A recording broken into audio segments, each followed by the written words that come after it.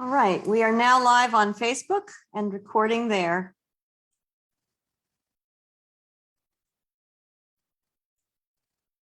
So welcome to everyone. It's lovely to see faces from past webinars and conferences from the International Association for Spiritual Care. I welcome you as president of IASC. We are also here with board members Claudia Colli-Reichenbach and Emmanuel Larte. And it is my great pleasure to welcome you to this third webinar that we have been doing ever since the pandemic began. We have an amazing lineup of speakers today, so I want to get us right into it. Our topic today is climate crisis and spiritual care. And we have people who are active and expert on both sides of that, the climate crisis and spiritual care. So it's my great pleasure to introduce our keynote speaker who's going to kick us off. Dr. Melanie L. Harris, PhD, is a professor of Black feminist thought and womanist theology, jointly appointed with Wake Forest School of Divinity and the African American Studies program at Wake Forest University. And she is director of the Food, Health, and Ecological Wellbeing Program. You can read more about her on the flyer that you saw that allowed you to register. But without further ado, I'm proud to also say, as the Dean of Union Seminary, she is one of our doctoral alumni, and it's so happy, Melanie, that you agreed to do this. So over to you. Thank you so much, Dr. Cooper White. What an honor. Thank you for this beautiful invitation. I am so grateful. I'm hearing from you and Dr. Emmanuel Larte. What a gift. I am so grateful to the the entire association that these two have actually walked with me on my journey in particular ways. So I'm so grateful, especially to Dr. Larte for walking not just with me, but my mother and my whole family over the years. I'm excited to be here in part because of the deep connection to Union Theological Seminary in the city of New York. So grateful for that space and that institution. My brother joins me, Dr. Claudio, today, and I'm so excited. I love you, love you, love you. I also have to give a shout out to my parents. I have several blessed sets of parents. Dr. Larry Rasmussen and Nyla are here with us today. So thank you for your presence and commitment. And I see Talitha is here as well. Many of you all I know from that space, from Union, but many of you all I also know from contemplative care, spiritual care, and pastoral care and theology. So I'm grateful to each of us for bringing our wisdom here in this online way together for conversation. I am going to present indeed during this time, but I'm also going to be looking forward to some conversation and dialogue. So at any point, I will take license to kind of cut my comments short so that we can indeed engage together. I want to invite us to enter our time with a moment of centering and a moment of meditation. As many of us are deeply aware, Zoom is real in that it can create spaces of connection, but it also can create a space of needing to recognize the importance of body. So I want to invite us to get into a comfortable seated position, or if you're standing, to stand. And to do so simply by inviting your feet into a comfortable space, to firmly feel the sitting bones underneath you. For some, like me, the pandemic has blessed us with additional flesh under and around our sitting bones. So please feel free to move your body in a way where you can feel grounded in your sitting bones. The gift of being able to roll the shoulders back is another way of just aligning the spine and allowing us to become embodied in our time and space together. So as you feel comfortable, go ahead and leave your eyes open or close them. We're just going to do a little bit of guided meditation here and breathing.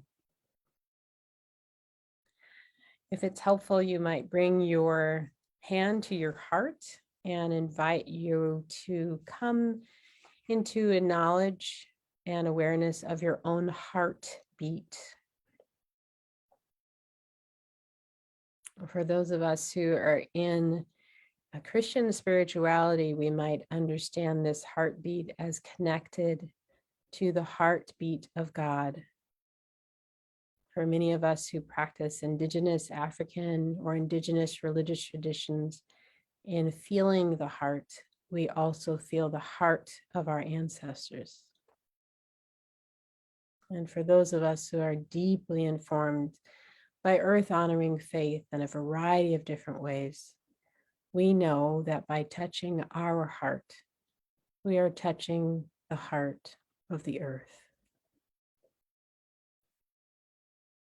I invite you to just do a deep breathing here, exhaling any stale air. And as you feel ready, inhale very deeply, allowing the air to enter your lungs fully, to enter your consciousness, to enter your full being, and to exhale when you're ready. Just take a moment to notice where your consciousness is, how your heart is. Breathing out any extra air. We'll take a moment to breathe out, and then as you're ready, take a deep inhalation, breathing in very deeply, allowing the body to fully center. And when you're ready, exhale. Take a moment just to notice how you're feeling.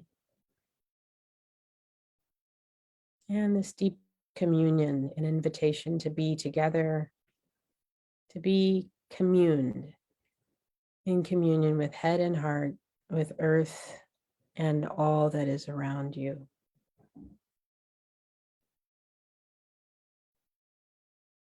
Exhale any stale air that you may have. And when you're ready, take a deep inhalation, one last breath in, allowing the full centeredness of your own heart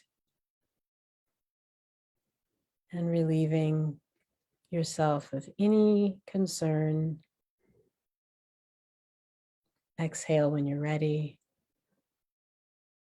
inviting yourself to simply be.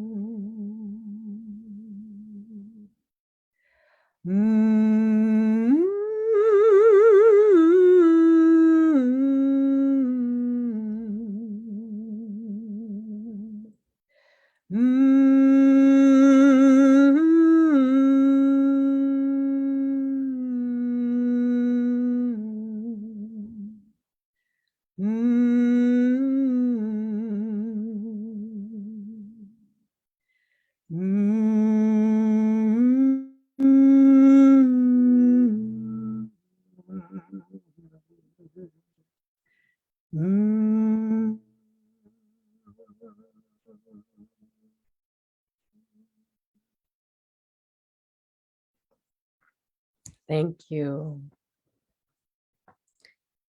The gift of being able to commune in a little bit of contemplative practice together is the way that we enter into this space today. Indeed, celebrating the ability to connect with the International Association for Spiritual Care, but also to engage some new ways of thinking about climate crisis and spiritual care. This way of breathing, of guided meditation, but also a way of humming into the connection with the ancestors, is indeed a way of kind of reflecting on our intention to actually bring together ideas that can inform us in this very difficult time on the planet. Our intention today to focus on the theme of climate crises and contemplative care or spiritual care.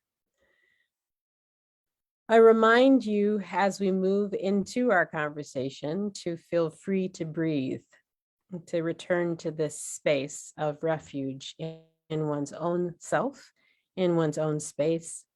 If ever there is a moment of deep tension or a moment that is an aha moment, that this space of breathing, this space of created refuge that we have just engaged together is a space of safety for you.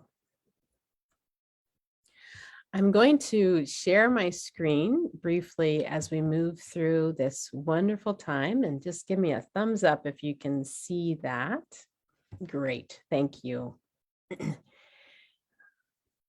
One of the gifts I think of beginning to recognize a connection around earth justice and spiritual care is indeed to start with meditation and image. What you see before you is an amazing piece by Charles Bibbs called Healing Grace. And this is the image that's actually on the cover of my book, Eco-Womanism. It is the image in some ways of this divine and human connection, and also a connection with nature, which is to embody this context and kind of frame of African cosmology, suggesting that there is a deep union between nature, between the human realm, and between the divine realm. As we think about climate crisis, it is important to, from an ethical perspective, insert as much as possible the frame of justice, that we still have agency to be able to move and work and navigate even within climate crises towards a space and towards a way of justice. What I want to attempt to do today is actually open up the conversation about how to bring eco-womanism in as a frame to help us develop values, but also an approach to spiritual care when it comes to dealing with climate injustice. Eco-womanism is an approach to earth justice that centers theological voices, ethical perspectives, multi-layered analysis, and experiences of women of color, and specifically African-American women. Much like the originators and the great thinkers of womanist thought, eco-womanism really does focus on all of the genius that comes from women of African descent in the work of environmental justice. This is still important in part because in the traditional kind of Eurocentric, but even kind of US-based environmental movement, it is the case that these voices, and often voices of people of color, were not included in the original framework of what environmental ethics entailed. So just like Dolores Williams and Renita Weems, just like the work of Katie Cannon, eco-womanism is also breaking ground in coming into the conversation, recognizing that peoples of color and women of African descent have always been engaged in environmental justice work. Some of you know the methodological steps that might be helpful here in eco-womanist thought, but it's helpful to remind us of them. That the first step is indeed honoring experience. And oftentimes that is a liberative or liberation theological step. We also see this in the work of Letty Russell and many feminist theorists around honoring the experience and the narrative or story. In the case of eco-womanism, that honoring of experience can also mean uncovering one's eco story. Then second step is reflecting on that experience or reflecting on that story. The third step is conducting womanist intersectional social analysis. And this is indeed in the traditional womanist sense, race, class, gender analysis, but also borrowing from the work of Dorcetta E. Taylor and environmental studies activists and scholars, this kind of intersectional, but also deeply, deeply intercultural kind of analysis when it comes to environmental degradation. The fourth step of the eco-womanist method is to critically explore tradition. This becomes particularly important for those of us who teach in the work of Christian environmental ethics, in that oftentimes the kind of Christian hierarchies or the hierarchies of logic of domination embedded within Christian thought show up as hiccups. They show up as spaces where we cannot move forward into to justice because the hierarchies still exist.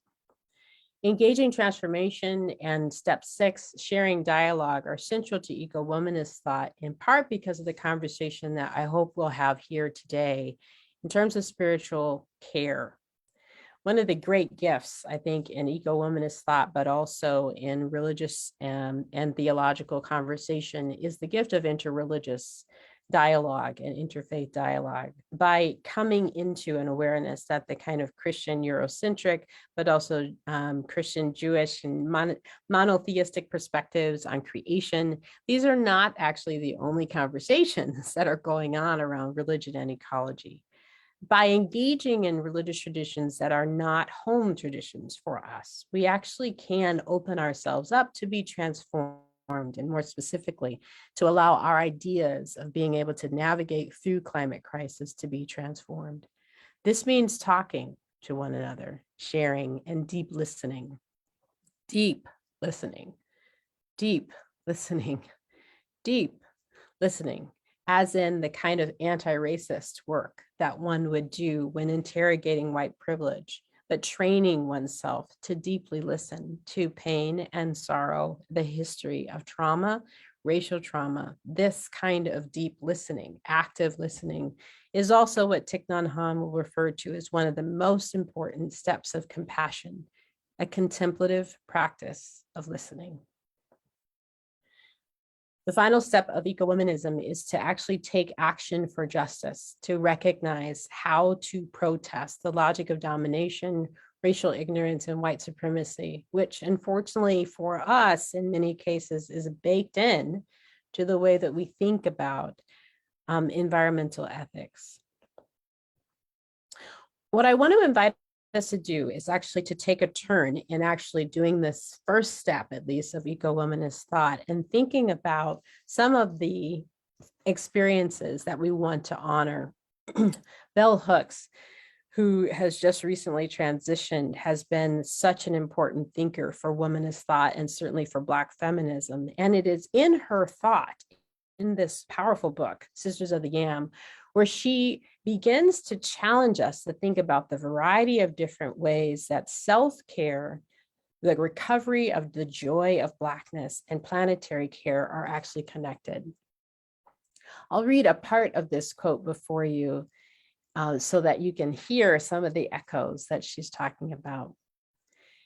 In modern society, there is also a tendency to see no correlation between the struggle for collective Black self-recovery and ecological movements that seek to restore balance to the planet by changing our relationship to nature and to natural resources.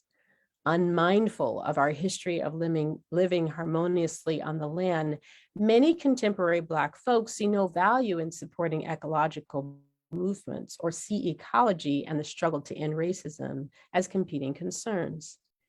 Recalling the legacy of our ancestors who knew that the way we regard land and nature will determine the level of our self-regard, Black people must reclaim a spiritual legacy where we connect our well-being to the well-being of the earth. One of the gifts of eco-womanism, I think, in this conversation around earth justice and spiritual care is to be able to think about Bell Hooks' own experience of being raised on a farm, and also her parents' and grandparents' experience of being raised on a farm, in a sense, in part because they worked the land in the middle of Jim and Jane Crow and before. That the atmosphere of racial violence was also a part of their understanding of the earth. Separating it out so that we can actually see it becomes really important when we think about environmental care and the kind of processes that many peoples of color, in this case, African-American peoples, have to move through in order to be ready to do environmental justice work. That is to say that the entry into doing environmental justice work or earth justice work is different for people of color than it is for white folks in this particular country. There is a sense in which racial trauma, such as lynchings, is baked into our experience of environment. How then do we begin to open up and become multivocal in the way that Dolores Williams calls womanist scholars to be, to recognize that the audiences for environmental care, earth justice, and spiritual care are highly diverse, that they attend to white fragility and those white activists who are for the first time interrogating their own relationship to the earth and land, because there is evidence of white privilege in their journey. How do we consider crafting a space where they too can garden right alongside those who are Native Americans, and coming to the land with a very different relationship, history, and cosmology? Thinking about not just these people, but also thinking about peoples of color becomes important for Bell Hooks, in that she invites us into this question of self-care and planetary care. And I wanted to say here that it's important for us to recognize that while Bell Hooks did not claim at all Christianity as a tradition, she does write, and she did write a lot about how the kind of Christian framing of her own theology from when she was a girl stayed with her in ways that she later, of course, interrogated. Towards the end of her life, it's significant, though, that she actually skips through what we might consider an eco-womanist method and comes to this place of entering into engaged transformation and dialogue with Buddhism. The concept of no self in Buddhist thought suggests that we might be able to come into a deep awareness of the earth within, of the beingness, the shared space. In the words of Thich Nhat Hanh, the fact that no cloud dies, that we are each other, that we are earth and air and water and energy, and that we share all this space in a great earth community, to use the phrase of Larry Rasmussen. This kind of understanding coming from Buddhism, kind of interbeing, in the words of Thich Nhat Hanh, becomes central for Bell Hooks in kind of correcting some of the Christian theology that she was raised with. It's important to recognize that as fierce a cultural critic as she was, and as fiercely as she often critiqued religion and the study of religion, that in the end, there was something in religious discourse that was healing for her and the planet. There are ways in which the eco-womanist frame and the methodology begin to open up for us, not only the reflection on reclaiming that comes from Bell Hooks, but also the work of several different scholars. I lift up the work of Monica White here, and the work of Chris Carter, and they're digging in deep to the realities of the gifts of Fannie Lou Hamer and how she really does serve as a proto-eco-womanist for all of us. It is Fannie Lou Hamer who, in the midst of the civil rights movement, combating a variety of different levels of sexism particularly, began to create a space around the alignment around eradicating poverty, but also eradicating environmental injustice. This connection that we see between racial injustice and climate injustice becomes really important for those of us moving in the work of spiritual care today, because we have to come up with processes, methods, and approaches of spiritual care that take into account the intersectionality of these injustices. That is to say, by using different contemplative practices at times, we as spiritual care providers, activists, scholars, must think differently. We must build out our tools or skillful means, to use a Buddhist term, to be able to translate healing for a variety of different ills. Fannie Lou Hamer becomes a way, a window, a door opener into understanding different methods of spiritual care. Singing was one of her most important tools, but also challenging any mode of injustice was another important tool for her. As we look at her own life, this kind of step 2 and step 3, and the fact that we move through the spiral of eco-womanist method, sometimes moving from step 1 and 2 to 7, but then also recognizing that you can do step 4 before step 1. We recognize that there are a number of values that actually just unfold from any quite study of her life and work. Liberation, resistance, self-reliance, self-determination, food or food justice, quality of life, political activism, connection with the earth, community, and solidarity. So our challenge here today is actually to use these values as a way of developing approach for spiritual care.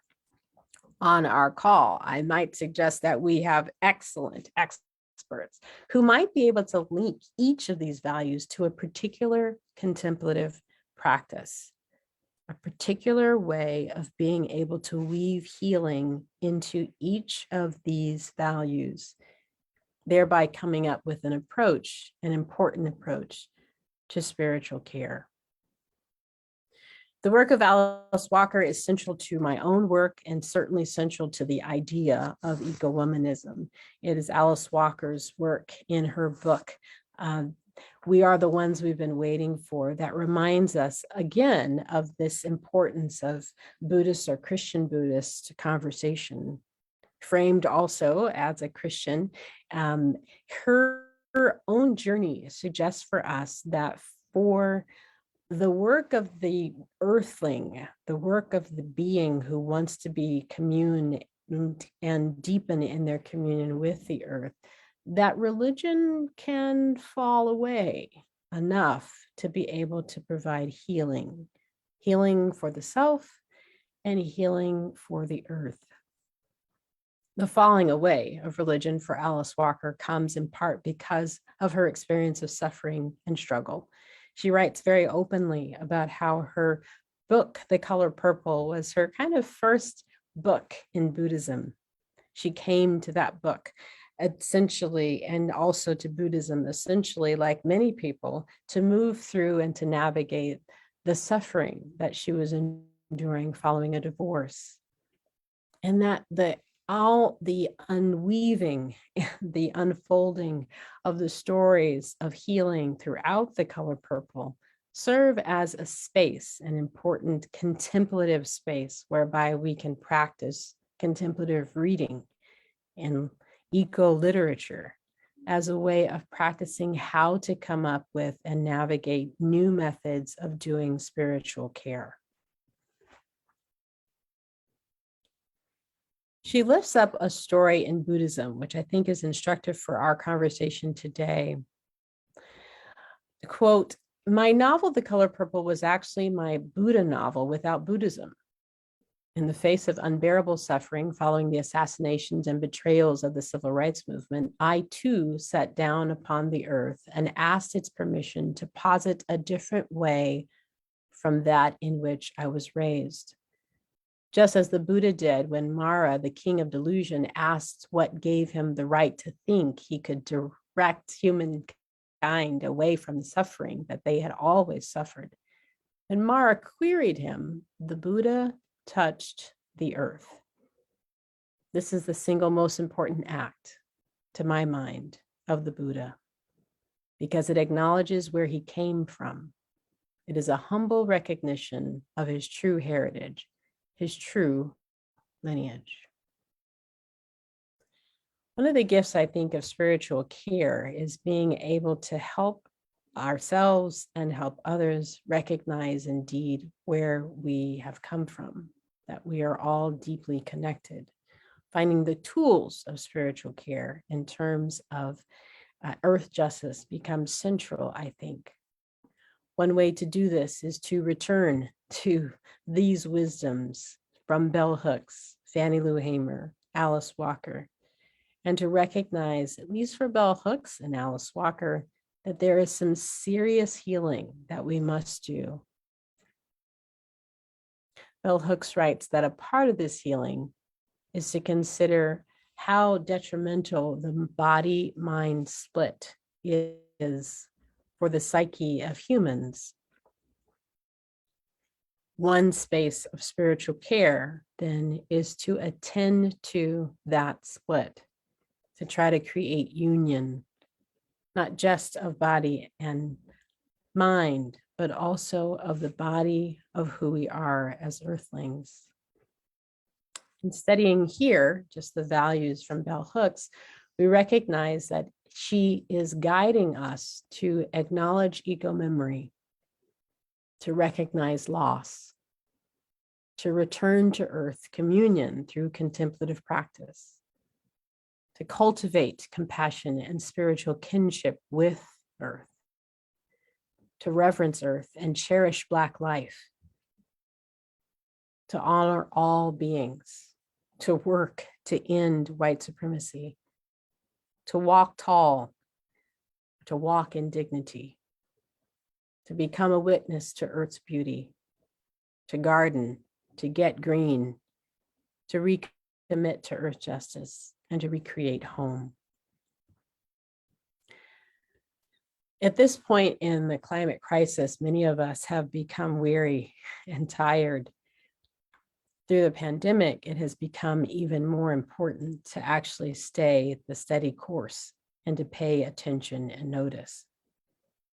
In just the last few weeks, the Biden administration has begun to move in ways that are positive to help us to remember the important climate work that is ahead for us. And we have so far to go. What might we, as spiritual caregivers, be able to contribute in this time where many are just arriving again to the work, having been exhausted? We might take seriously the work of Bell Hooks, her invitation, the eco-womanist method, to start with experience, to start with eco-memory, to recognize loss, and then to work hard to commune again with the earth. I thank you for your attention and look forward to our conversation.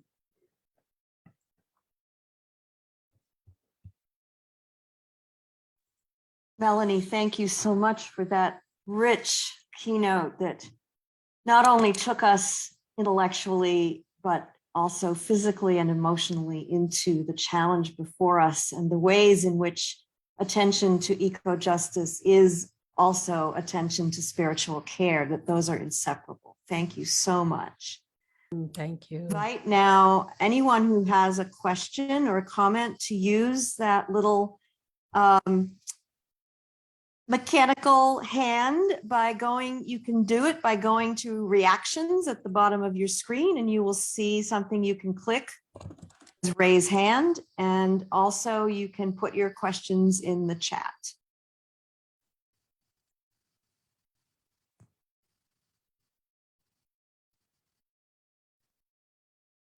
Questions, comments?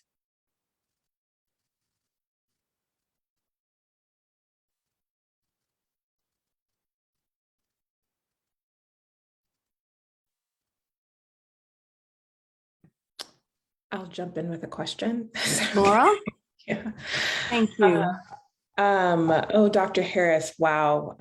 One, thank you so much for your presentation. I feel so seen and heard, and just I'm overly grateful for your work. And I just wonder if you can kind of expound and share a little bit about what is healing and what is repair when the crisis is not over there, right? We're in it, right? And so when we talk about what does healing look like, and especially the need for repair, because it's not a policy that will save us, it's very much what we need to repair within our relationships that will maybe get us towards the liberated futures that we need. And so I'm just curious about, what is healing and what is repair?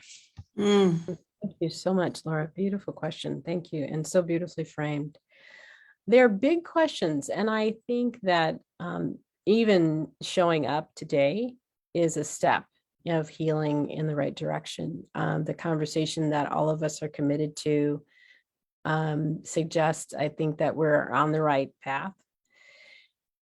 One of the gifts, I think, of the thinkers that we've talked about here is that these are global thinkers, right? They are not just thinking about what is healing for them as individuals, but really they are thinking about what is healing for Black peoples, what is healing for African diasporic peoples, and what is healing for all peoples. In some sense, because Bell Hooks and Alice Walker and Fannie Lou Hamer were located in the United States of America, the answer is always going to be what is healing around racial and gender justice. For me, as an eco-womanist, I think one of the spaces I recognize is that unless we heal the relationship between the lynching tree and the descendants of those who were lynched, as well as heal the relationship between the lynching tree and the white mob who was lynching, then we won't come to a deep understanding of the kind of racial and ecological work of justice that's actually in front of us. And that's our challenge. The healing really is a kind of wholeness. Now that's, it's like your favorite professor in theology saying, we will all be free when we get to heaven, meaning that there is a kind of pie in the sky-ness to that response around healing. And I think what Buddhism and certainly contemplative Christian thought will actually push us to is recognize that until we heal the earth in ourselves, the bloods within us, we will not be able to be the greatest earth activists out there. I'm thinking of wonderful, the work Emmanuel Larty had done years ago and continues to do, in taking people across to Ghana, West Africa, and recognizing the importance of healing the relationships between Ghanaian descendants of those who actually sold African Americans into slavery and African Americans, descendants of those who were actually enslaved. That too is racial justice work, and we don't often think about that relationship as being key to the healing of the planet, but it is. So it's not just this black-white, binary. Or in spaces like New Mexico, it's not just the Native American white settler and colonial relationship that needs to be healed, but a variety of different kind of racial, but also cultural and ecological relationships. So I think that's why Bell Hooks is saying, even in this text, when years ago, she doesn't have a green thumb. She doesn't have a green thumb. She's, writing this essay from a very small apartment in New York City, and she doesn't have a green thumb, but she's going to try to keep this one plant alive. That is healing. Thank you. I think our next question is from Sam Cruz, and then we have a question in the chat, and then Dan Scipani. So, Sam. I don't know if it's a question, but if you could expand on it or say something about it would be great. I just want to say that I was emotional with your presentation because it was profound, but also it exalted what I've been not concerned about for years. I teach a course on African-based religions, and I say these traditions are the best for understanding what we have, how we could deal with the climate crisis. So you're showing all the work that people of African descent have done was wonderful to hear. And I guess what I really want to say, how could we do more of that? We don't hear it because the environmental movement has been to some extent co-opted, with all due respect to people, by the people who created the most damage. And quite often, the greatest victims of environmental injustice a people of color, and we face the consequences. But we also perhaps have, I'm not going to say the most, but we have a lot of wisdom to offer to the environmental movement. So there might be a question in there, but I wanted to express that. Thank you, Samuel. That's a beautiful. I think it's teaching what you're teaching, continuing to do the work of actually opening up understandings around African cosmology, African indigenous religious traditions, and then, finding spaces where we can honor the authenticity of that. I think in this, particular moment in history, we have so much appropriation still happening, even in religious discourse, where people who are kind of intrigued by the ritual of libation. They kind of use it in their classroom, but they have no idea what it actually means. I think that we have to be really careful about and to deepen into our study. And for many of us, in my experience, having been raised Methodist in an African-American congregation, it was a leap for me and many of my students to engage in libation and African dances in the classroom. That was a theological leap, like, oh my goodness, there are ancestors who I knew them as angels in the cloud of witnesses. Is it actually okay to be thinking about this kind of Christian indigenous religious tradition conversation? And then to find out the work of Diane Stewart and Tracy Hucks and so many who have been in the field for a long time, writing to expand our categories, to expand Christian theology, to expand the conversation into a really interreligious way, in part because that's where a lot of the healing can be. I write a lot about, in the volume that was crafted, I think, by our friends at Yale, it is also dangerous to assume that everything African indigenous religiously based is sacred and holy and right and good. Edward Antonio has helped me a lot with this in recognizing that actually there are some logics of domination sometimes embedded also in African indigenous religious traditions, and those we actually have to sometimes bring a feminist lens or womanist lens as a corrective lens to be able to look at that.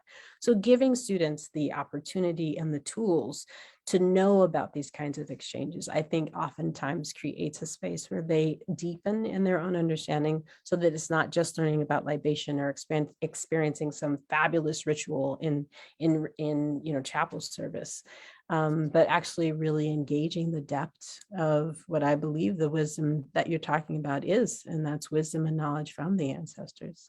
That is holy work. Thank you. There's a question in the chat from Talitha, who says, thank you very much. Can you share some thoughts about the role of lament in this work? Lament for the planet as a whole, lament for the loss of places we've known as home, as they've been developed, in quotation marks, or built over. So as they've been developed, quote, or built over, lament for the extinction of species. Thank you. Thank you. So this is coming from Reverend Talitha Arnold, who is one of the most extraordinary pastors, particularly in environmental care at United Church of Santa Fe. Thank you, Talitha, so much for the question. I think the real work around lament becomes so incredibly important. And most of us know the work of lament and the importance of ritual around lament from anti-racist work, right? That we have come to really try to create spaces where people can deeply, deeply grieve the remnants and the realities of white supremacy and the impact that it has had, not just on the planet, but tearing relationships apart completely, historically. But actually crafting spaces. I was so enheartened to see, I think this past Lent, there was a church in UCC church in Chicago who actually gave up white privilege for Lent.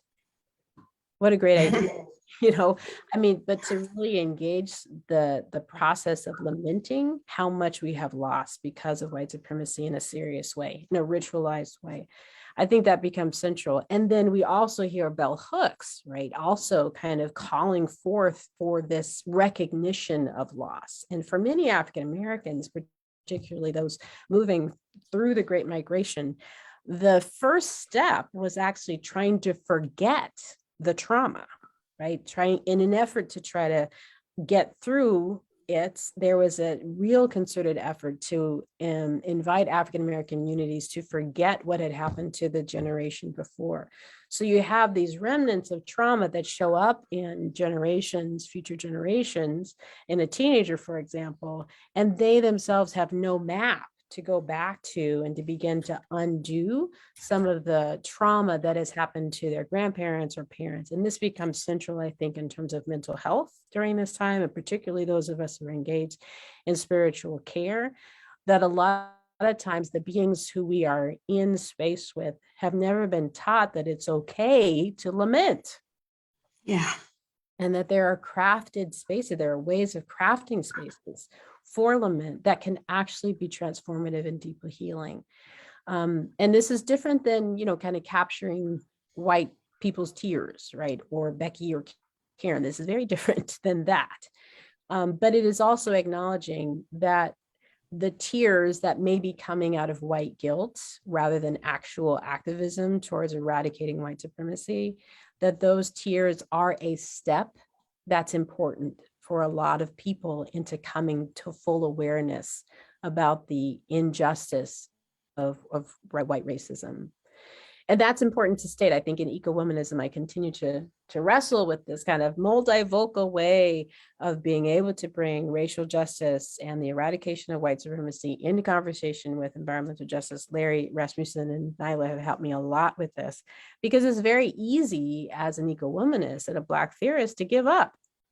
You're so tired as a person of color of again being asked to explain, or again being asked to serve on a diversity committee, or again being asked to explain how institutional racism impacts students or faculty of color.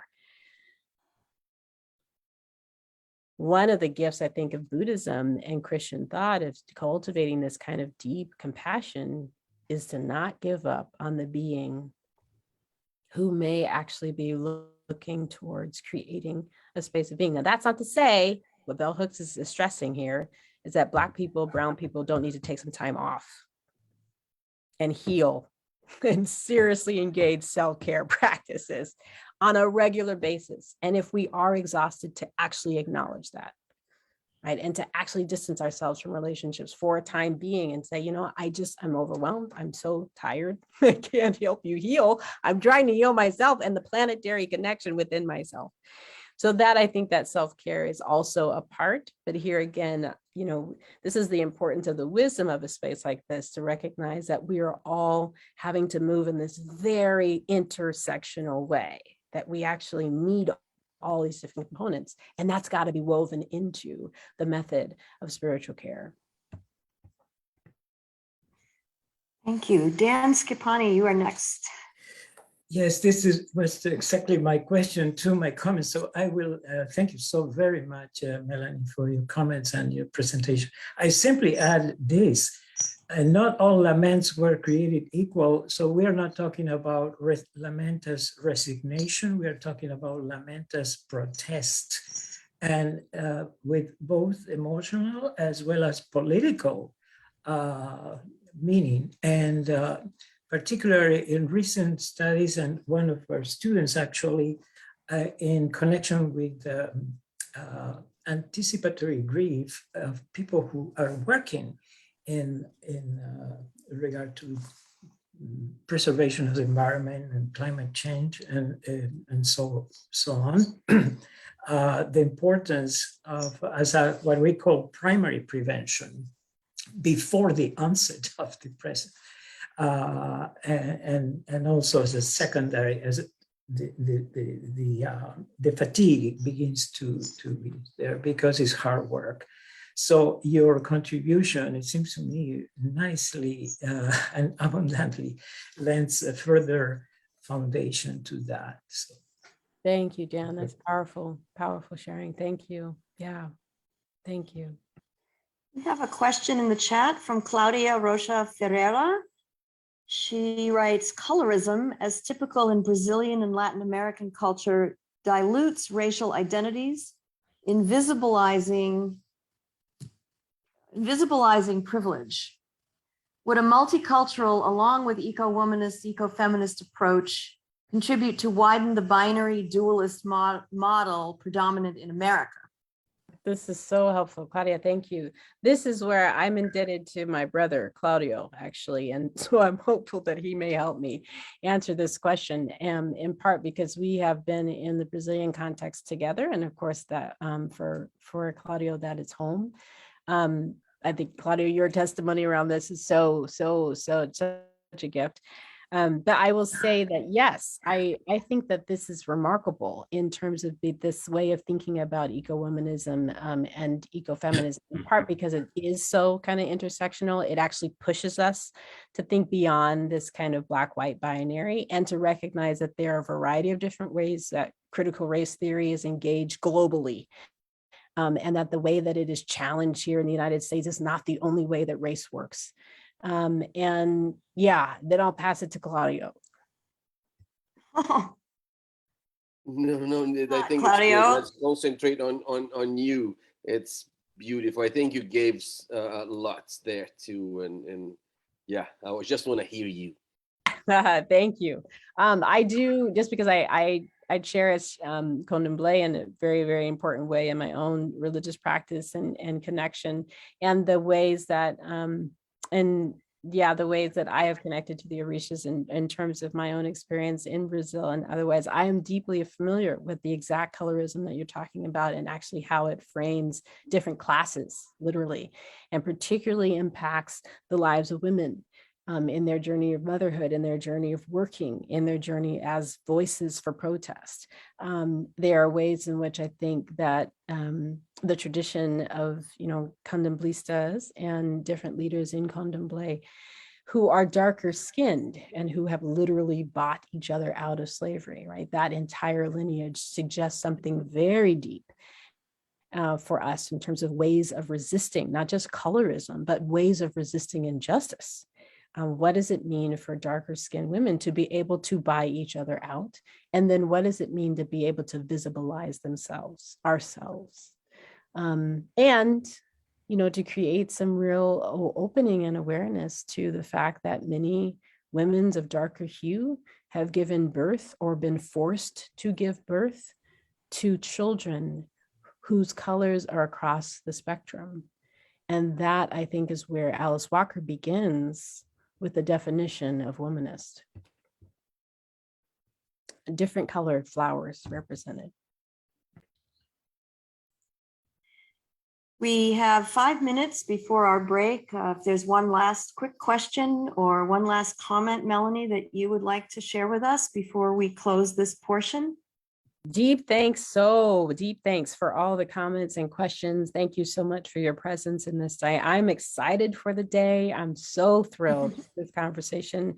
I want to thank you as the association for continuing the work through the pandemic. I know how difficult this must have been, not just for today, but Dr. Cooper White, thank you to all of you all who have continued to press our way into this moment. The earth is, and I am deeply grateful.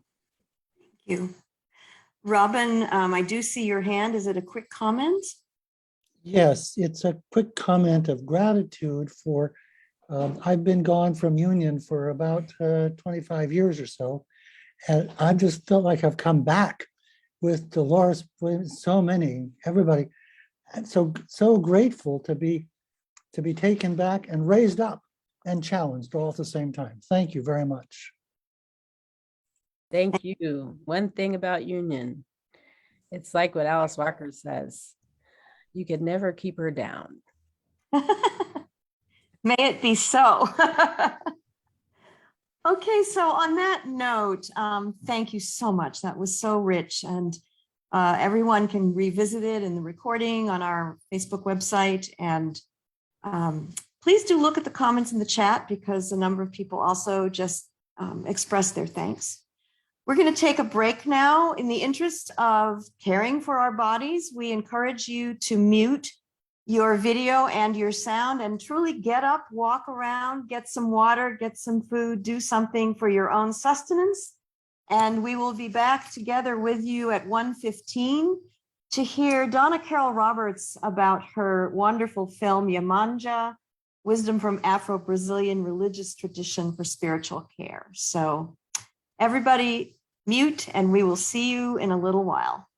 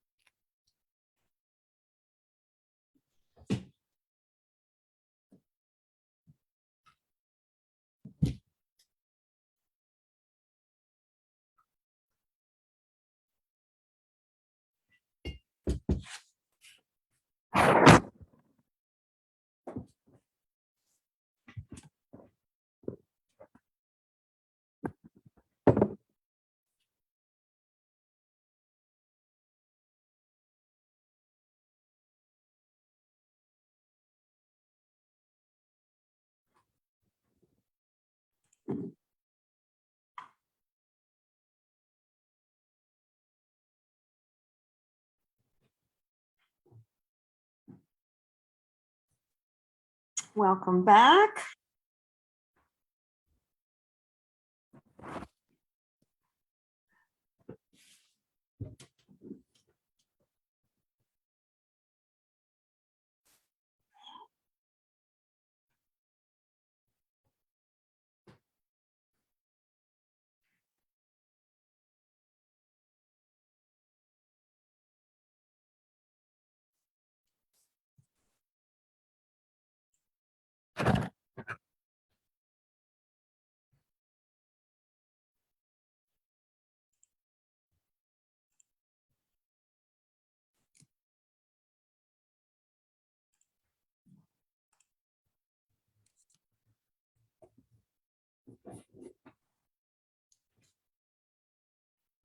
Okay, we are at 1:15.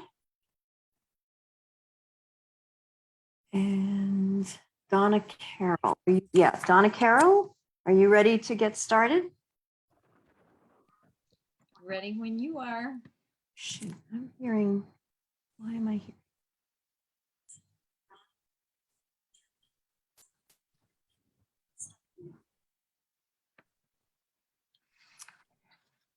Okay.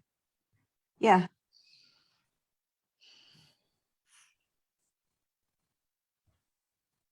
This wasn't happening before. Are you hearing an echo of my voice? Like, it sounds like I'm repeating myself, or am I just hearing that? I don't hear it. Okay, good. The Facebook recording suddenly started speaking to me, so that's bizarre.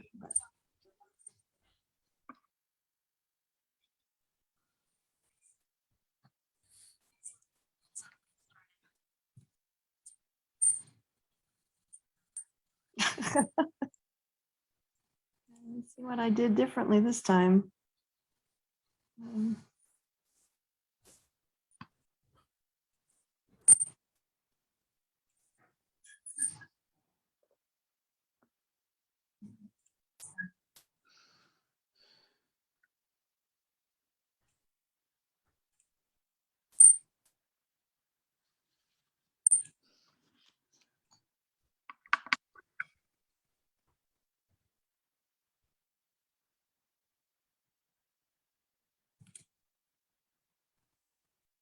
Okay, we are back. So I want to introduce one of my newest friends, and I'm very excited that we have Donna Carroll Roberts with us. She's a longtime environmental educator and activist and a nonprofit leader and a filmmaker who, along the way, with all her illustrious accomplishments, went back and got an MS in environmental studies.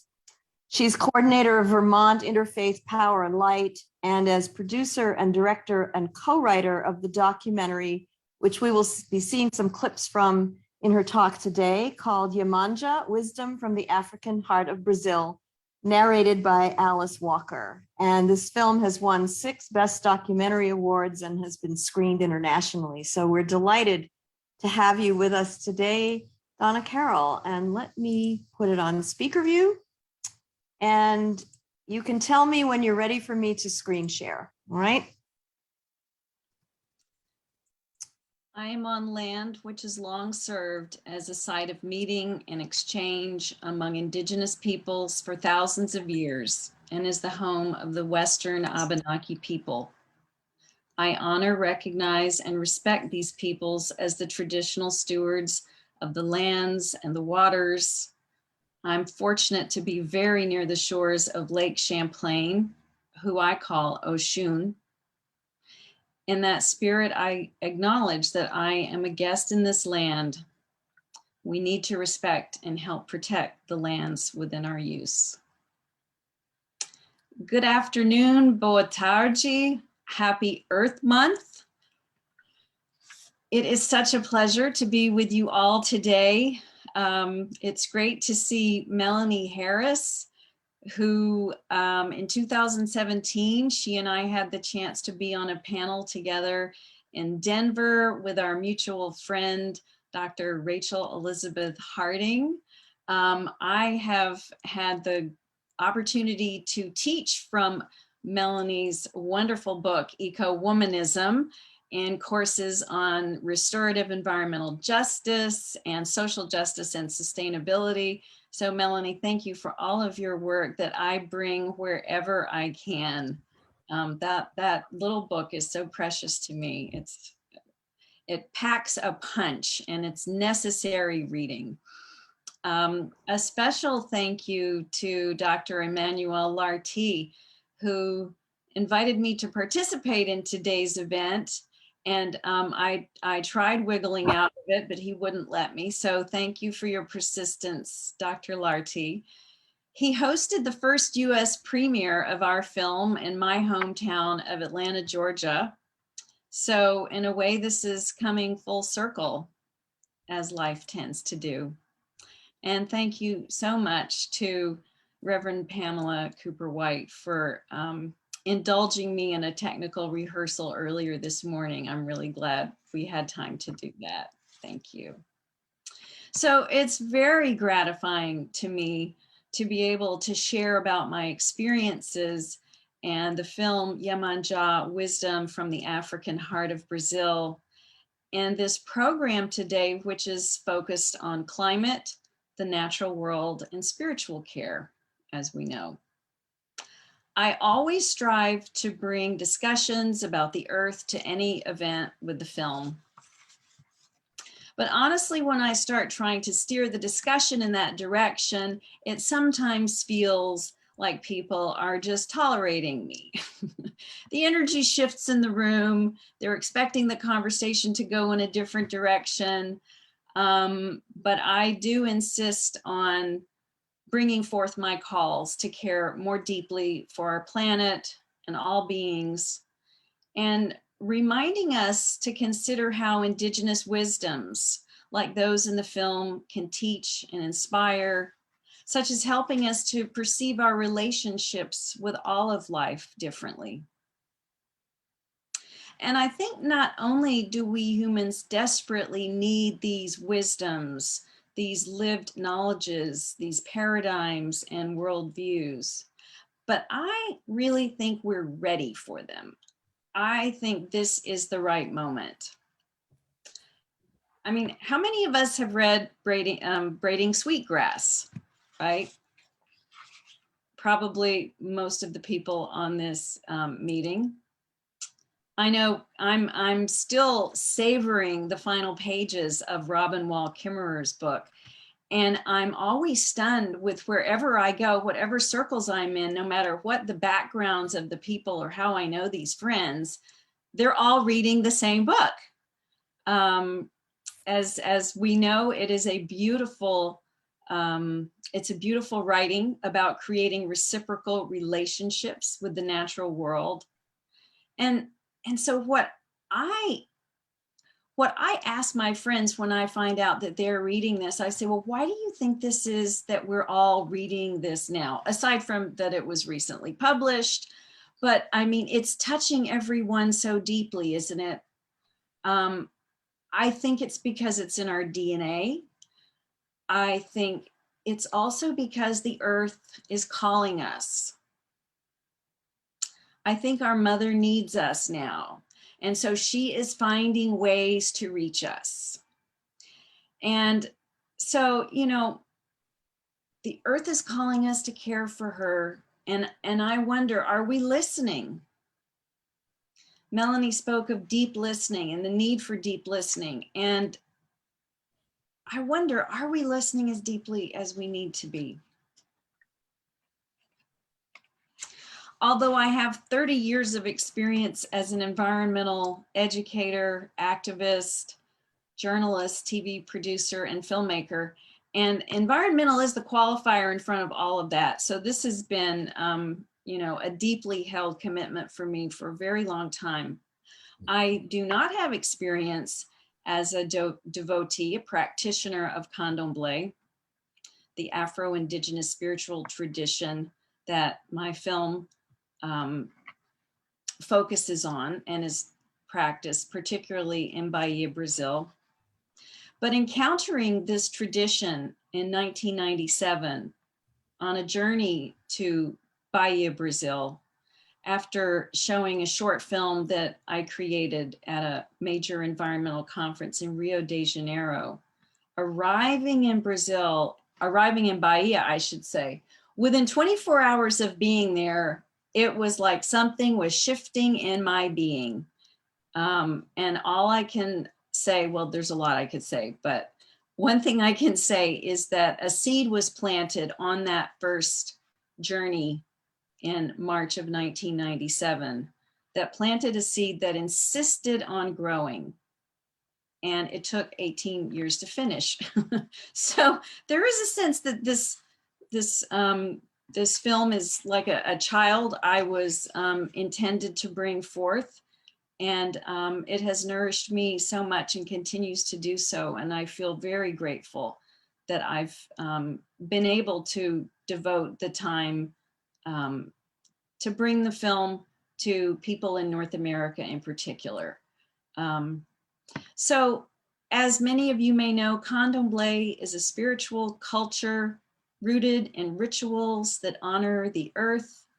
And I always use an uppercase E with earth, and I sometimes invite people to start doing that as well, unless you're talking about earth as soil.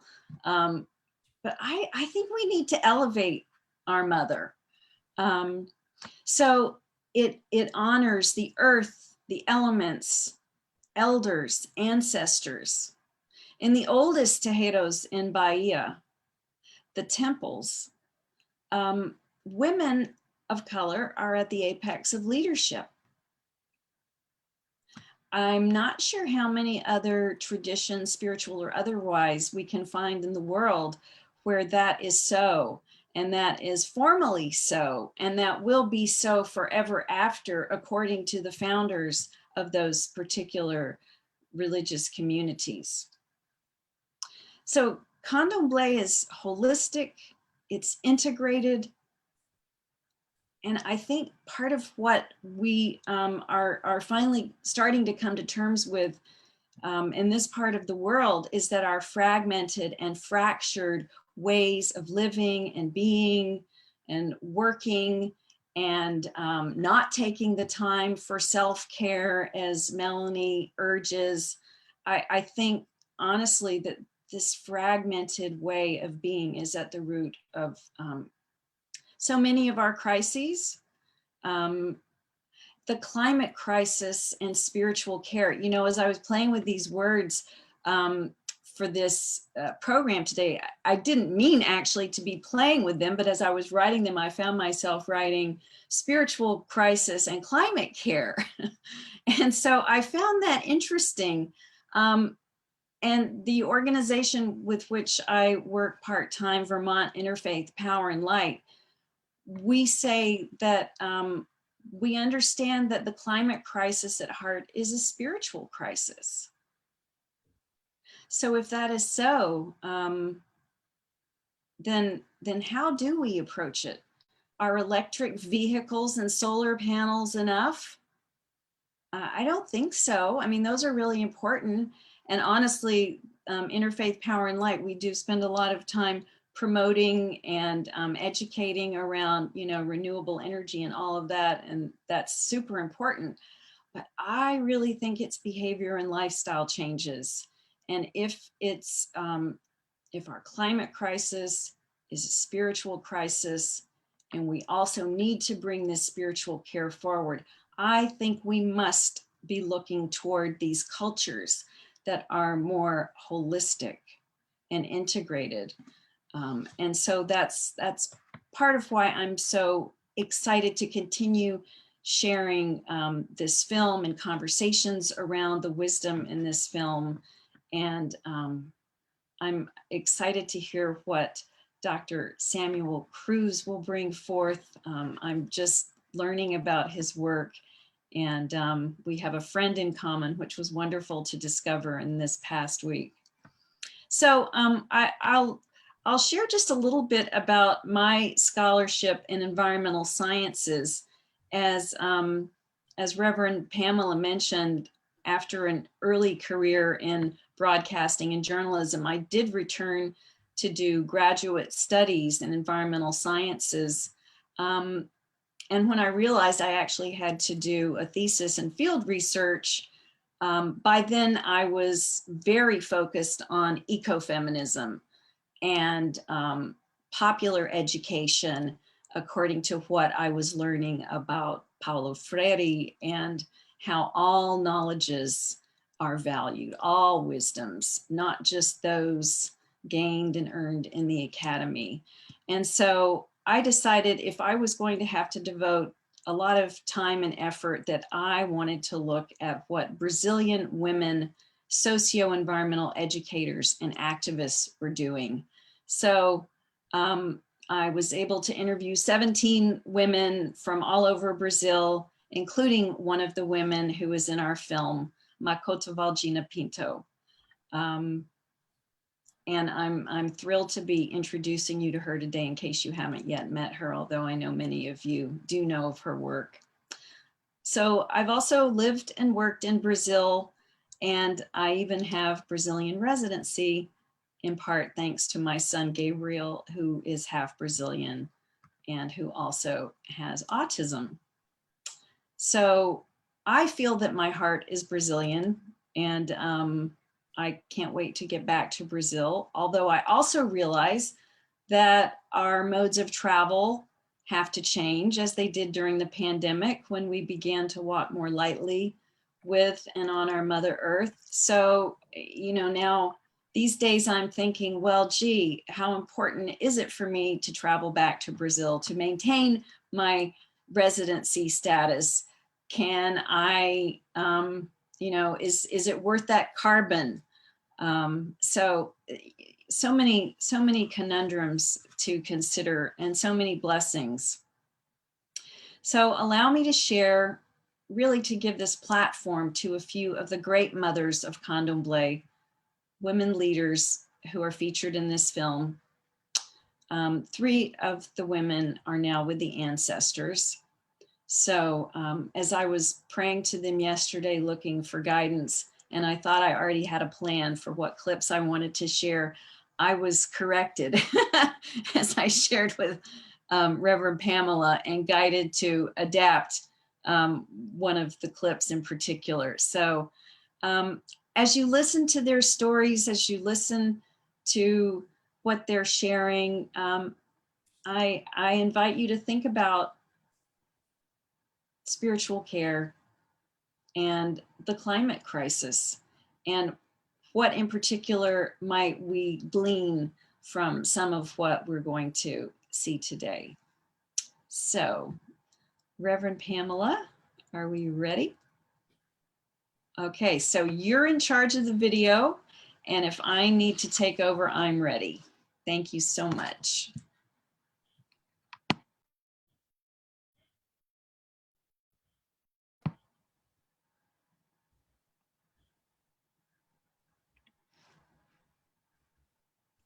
Are you all able to see a screen here?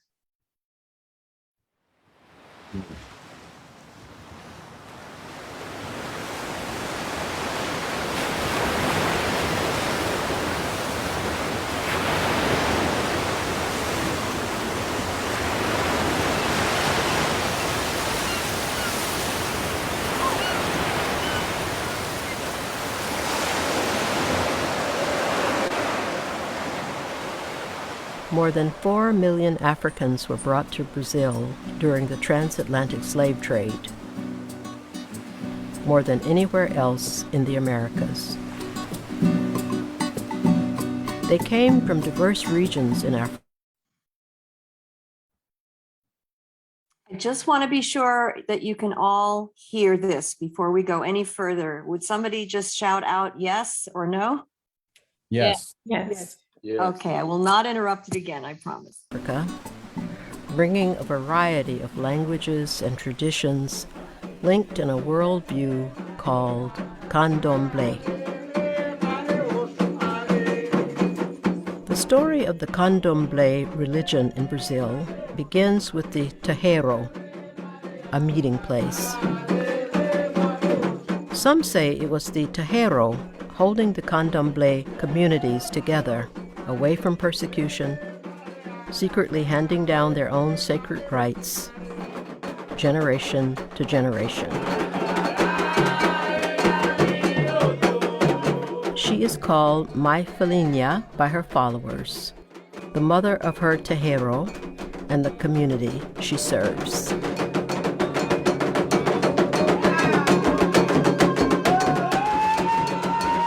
Over 100 years old, she is the living embodiment of her tradition.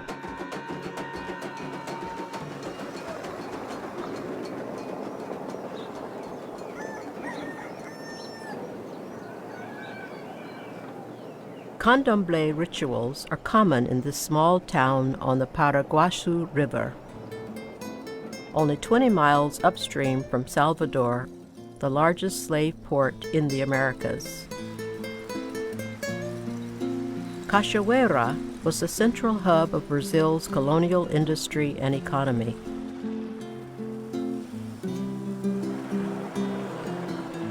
The town was the destination for thousands of Africans who were enslaved to cultivate sugarcane and tobacco.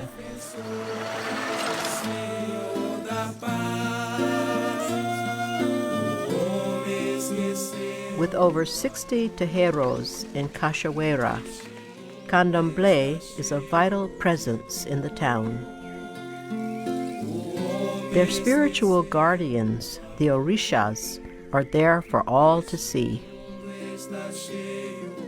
É uma crença que chegou através da herança que o povo do Novo Mundo teve dos africanos que vieram para o Brasil, espalharam pelo mundo como escravos e deixaram de herança essa crença aos orixás, que são representantes dos elementares.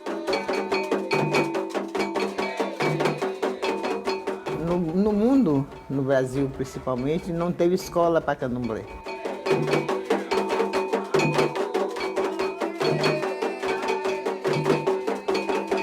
É todo culto, que o nosso culto, eu acho até uma religião lúdica, porque nós dançamos muito, nós cantamos muito.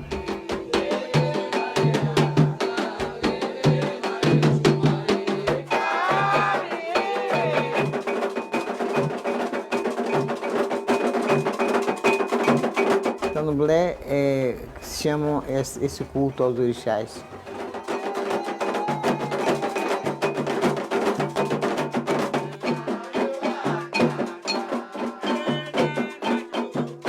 É a forma de venerarmos o que a gente acredita que no orixá, que são os representantes das forças da natureza. O vento, é o sol, é o solo.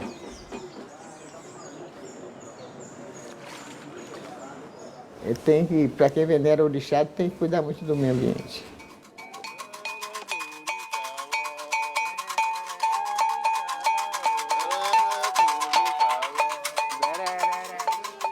O candomblé, para nós, é mais do que religião. É uma crença, é uma forma de espiritualidade, é uma filosofia, sim, é um jeito, um jeito de ver o mundo diferente, sim. Isso tudo é o candomblé.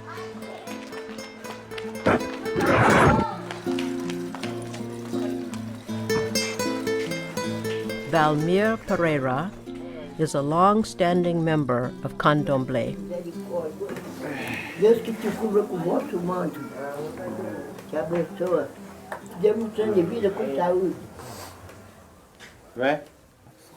A senhora tem 108 anos. Está faltando um ano para fazer 10. Da parte da mensagem do candomblé, eu levei 7 anos trabalhando para fazer caridade. Se tivesse, morresse, eu tinha que enterrar. Se tivesse doente, eu tinha que tratar daquela pessoa até ficar bom.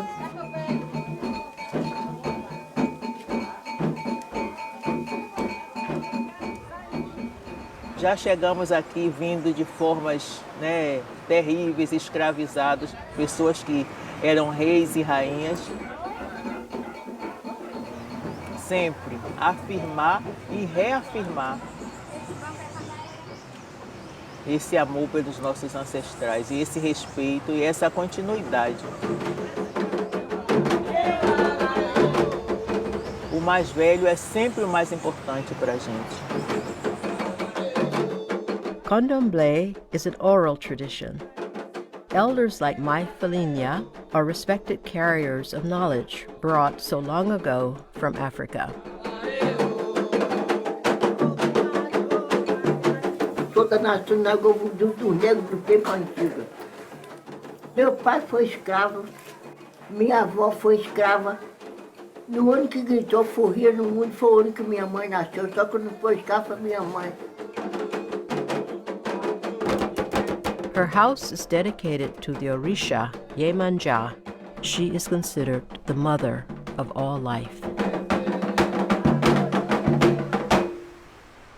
Não tenho vergonha de dizer que meu pai foi escravo, não.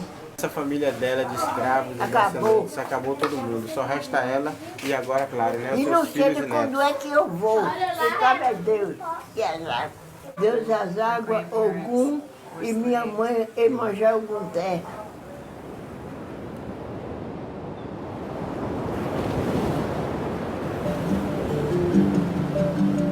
The power of Yemanja is the power of the oceans and seas to provide for our needs.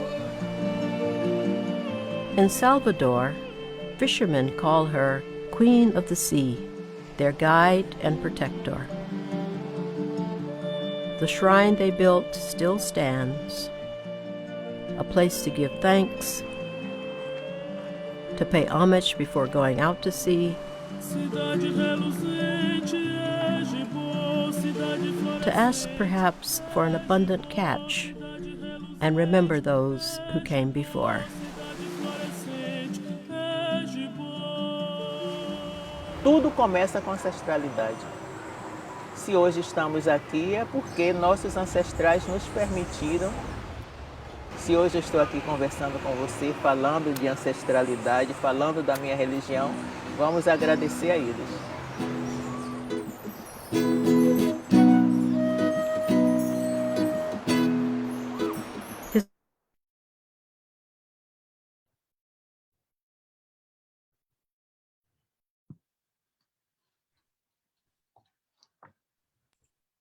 Melanie, we're back. Now we're going to go forward to, you have the time, Reverend Pamela, 2556, where we're going to meet a group of people in a march against religious intolerance.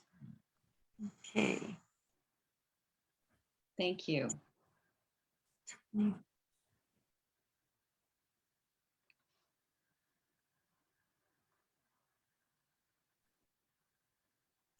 Hard to get the precise place. 25. There. Thank you. Okay, here we go. E nós queremos, enquanto povo de Santo, referenciar essa religião como uma religião afro-brasileira. Direito à liberdade religiosa não combina com intolerância, com racismo, com discriminação ao candomblé. The main reason of the protest is to fight against the religious intolerance, to protest against other religion that always see us as an enemy. They always see the candomblé as the devil religion. Caminhada de tolerância, né, pela paz, na verdade, porque na nossa religião, mais do que nas outras, a intolerância ela é muito visível, ela é sempre muito presente. Aí falam de tolerância, eu não quero tolerância, eu quero respeito.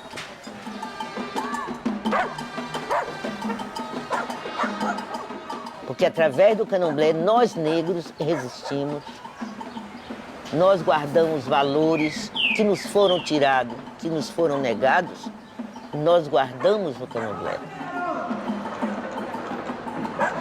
As línguas africanas que nós falávamos e que fomos impedidos de falar, nós mantemos no candomblé, nos cânticos, nas rezas, nos vocabulários.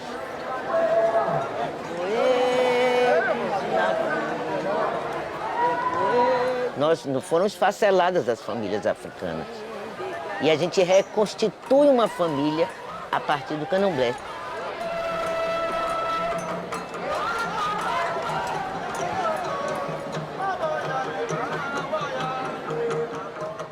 Eu acho que a intolerância religiosa é ignorância. Criticam a nossa religião, esquecem que eles comem peixe, eles comem frango, eles comem carne, mas o animal é morto também. E das piores formas, né? Não sacrifica o animal para jogar fora. Ele é sagrado. Ele é sagrado para a gente, ele é para ser dividido com a comunidade. Você não precisa participar da comunidade para você participar da comunhão.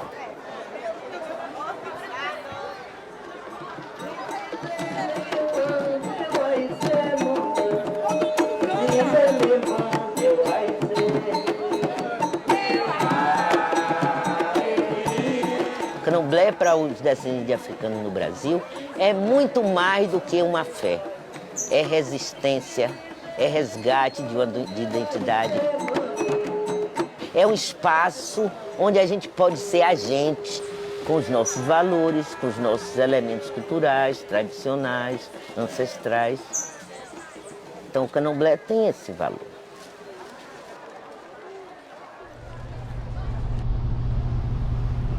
A gente tenha o prazer de cultuar também a diversidade religiosa, né? Porque nós somos pessoas que respeitam a outra religião. Não importa que segmento o outro tenha. O importante é que a gente tenha um bom viver, um bom conviver, né? Que juntos a gente possamos melhorar a nossa qualidade de vida. In the world's largest Catholic country, with a strong evangelical presence, the spiritual heart of Candomblé dominates the center of Salvador.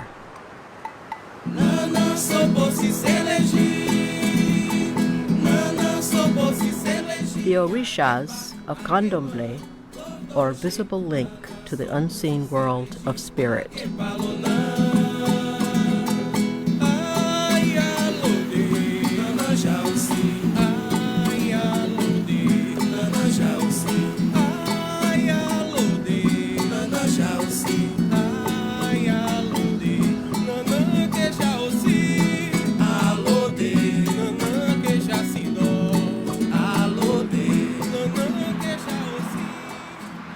Nós somos uma religião que só adora um Deus.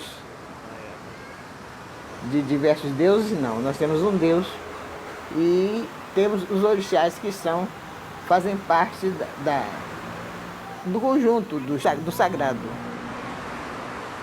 que são os santos, Ogum, Oxóssi e Iemanjá.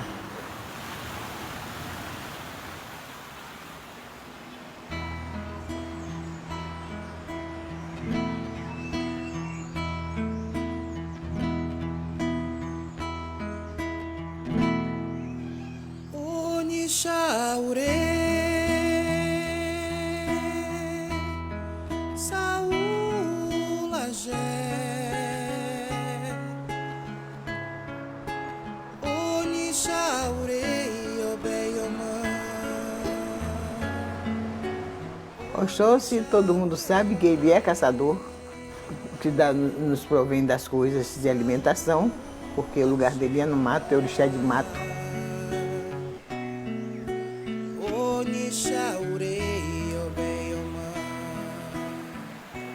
E depois me apaixonei pelo meu orixá.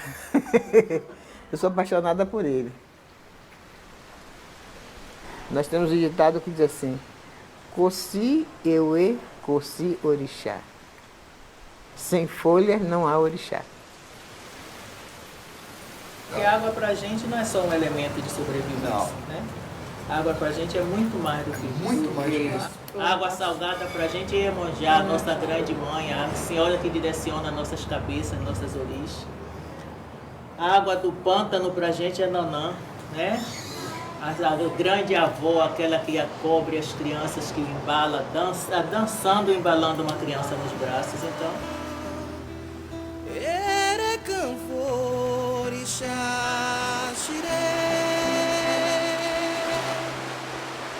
Todo ser humano, que ele acredite, que não acredite, que goste, que não goste, que conheça, que não conheça. Toda a humanidade precisa e depende da essência de orixá. A química que a gente não vê, que está na terra, que é a química da vida, que dá o alimento, que faz nascer o alimento, que dá o remédio. Isso é orixá.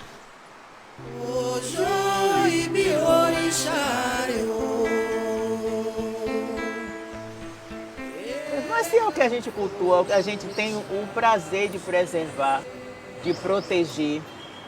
E acho que ninguém faz isso mais do que a gente.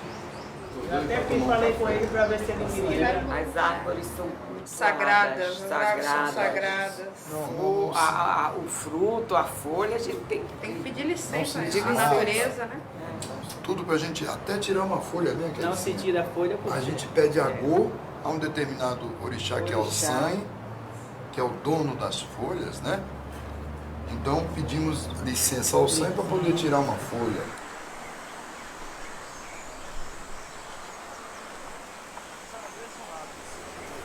Esse pau branco tudo é de axé. Preto e branco é de axé, cinza e branco. Eu, sangue.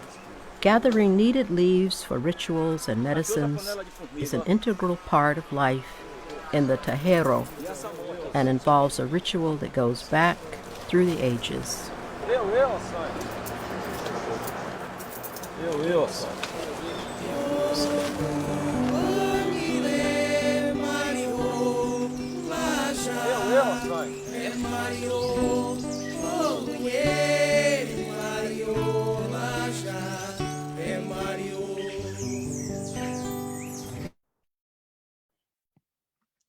Okay, and now we're going to go toward the end of the film. That's at 44:42, Reverend Pamela. And we are picking up in the midst of a large celebration to Iemanjá, which happens every February 2nd in Salvador da Bahia, Brazil.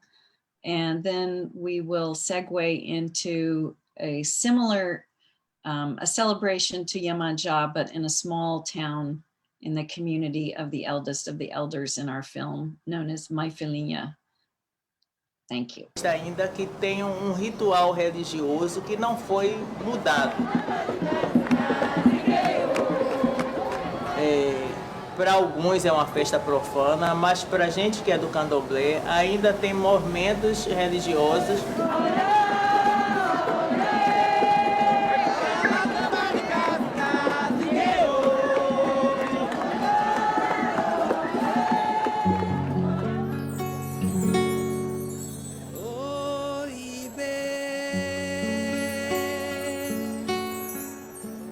Deep-rooted divisions seem to disappear as people from different faiths and backgrounds gather together in honor of the sea and the gifts it brings to all.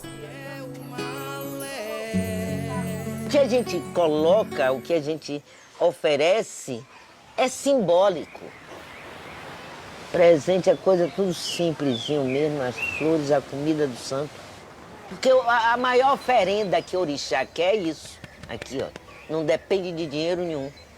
É você querer, gostar de se dedicar à energia.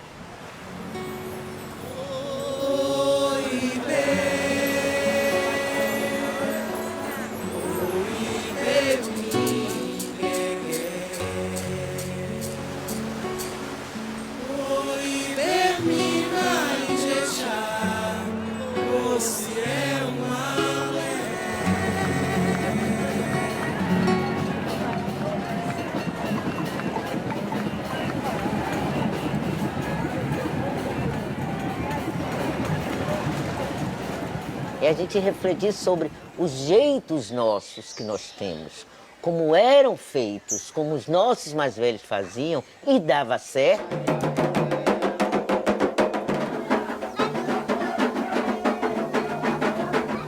In Cachoeira, there are no large crowds to distract from this day of dedication to Iemanjá.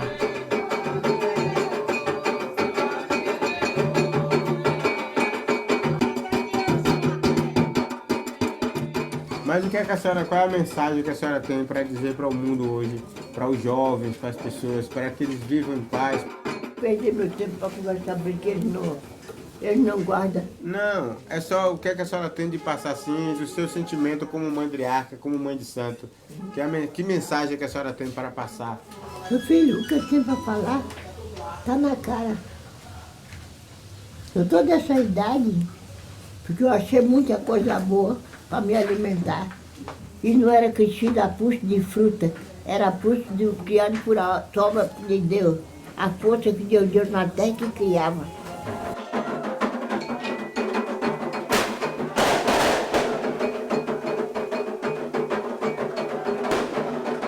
Já vou me embora, Lona, eu já vou me embora, Lona.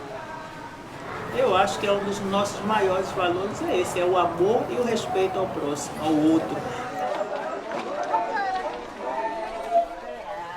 Tratar o outro como seu irmão, de verdade, se olhar e se ver no outro.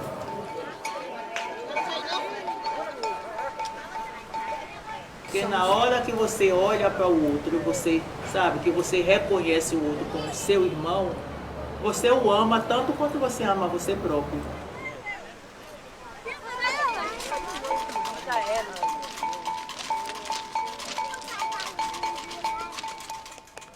E aí não serve, não é só para quem é de Candomblé, é para toda a humanidade. Qual é o ser humano que vive sem água? Qual é o ser humano que vive sem ar para respirar? Isso é orixá. Todo mundo bebe orixá, respira orixá. Todo ser humano.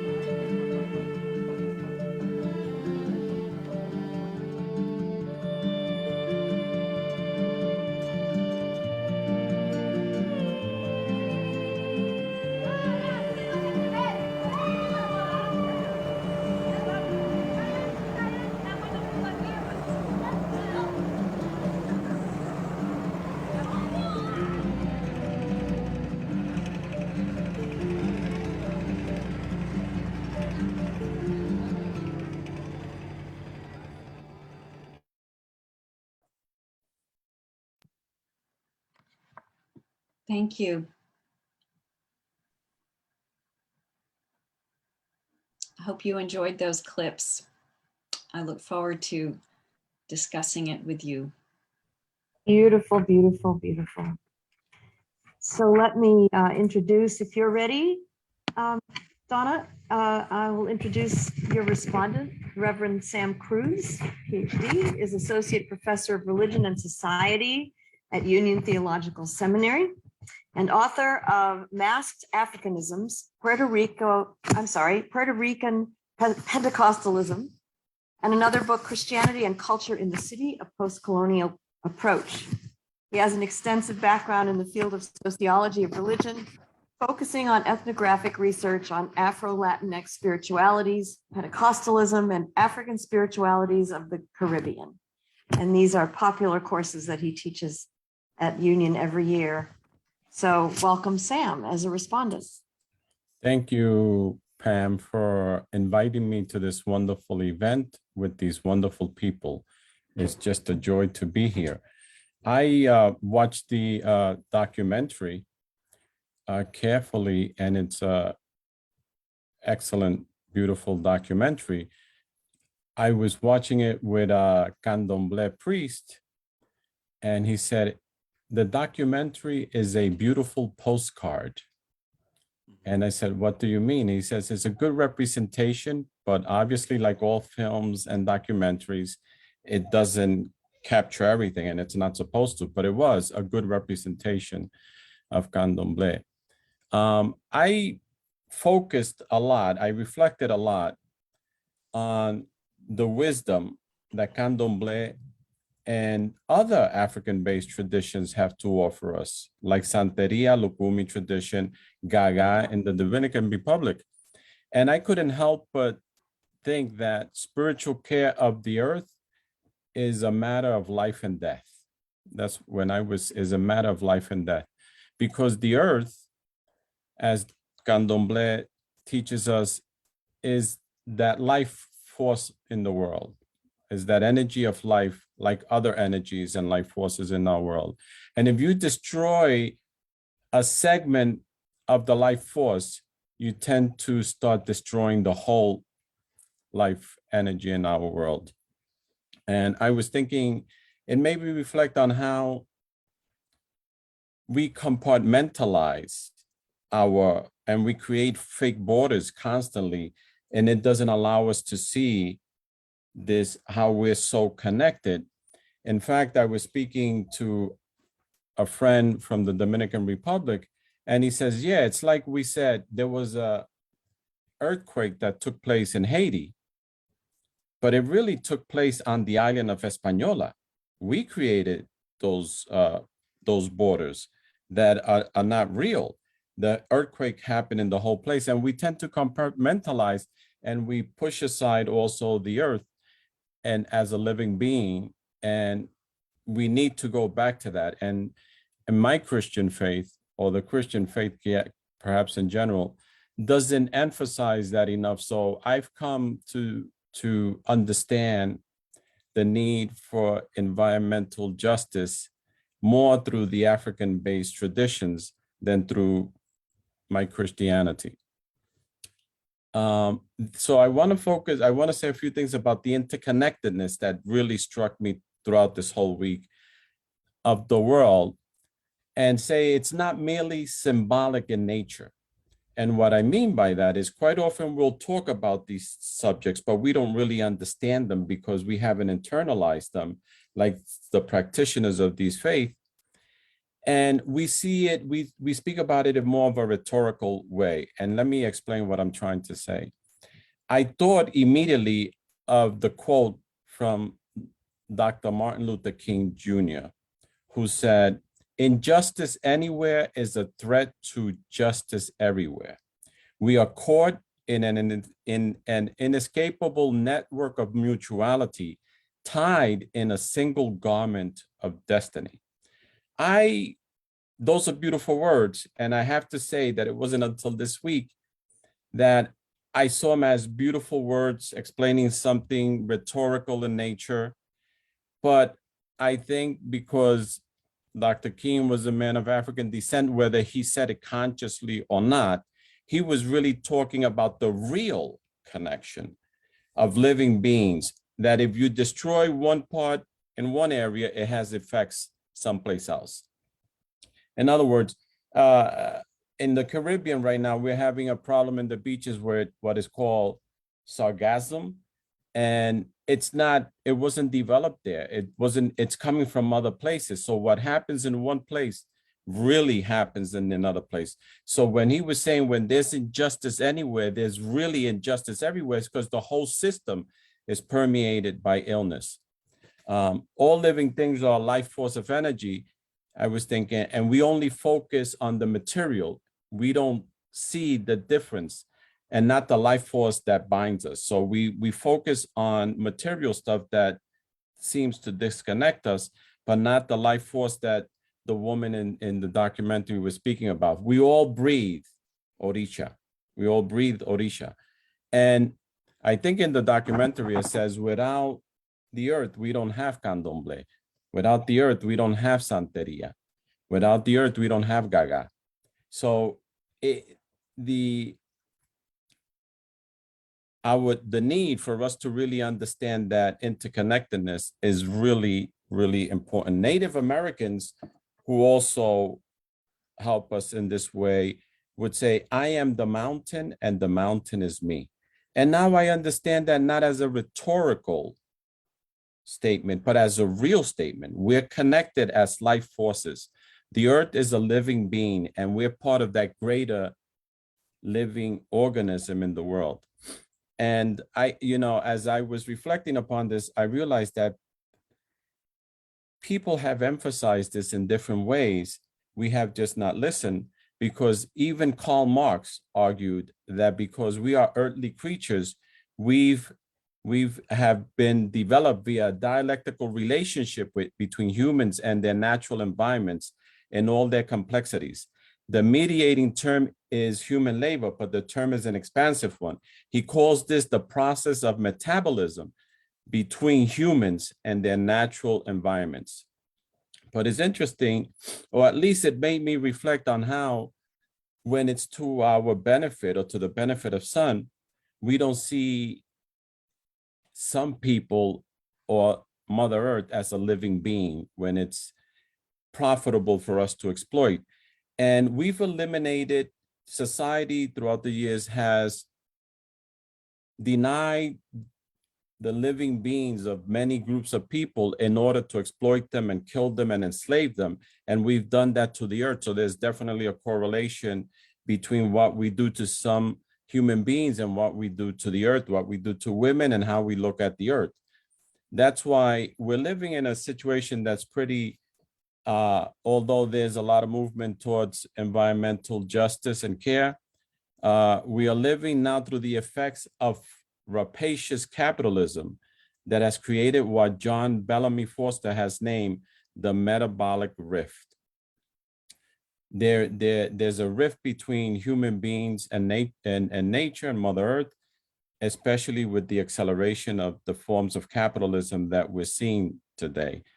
And I want to emphasize again, to end my thoughts here, that unfortunately, the crisis of environmental abuse have been felt by people for a long time now. It just happened to be marginalized people. While we consider it a huge crisis now, some people have been living in a crisis because of the abuse of the earth. Thank you. Thank you, Sam. And I'm going to open up the view here for a moment and invite you all to respond by raising your little electronic hand. Go to reactions and click on raise hand, or you can put your question in the chat. Welcome to those of you who have just been joining us recently. Questions for Donna Carroll or for Sam, or both?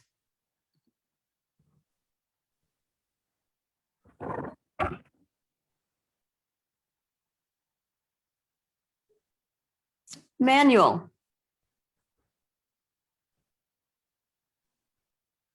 Yes, thank you so much, Donna. Thank you so much for the response, Sam. Donna, you reframed the title of the webinar in the words spiritual crisis and climate care. And I've been sitting there since you said that. I really like you to say a little bit more about, how, because I really think those of us in spiritual care provision, pastoral care, we really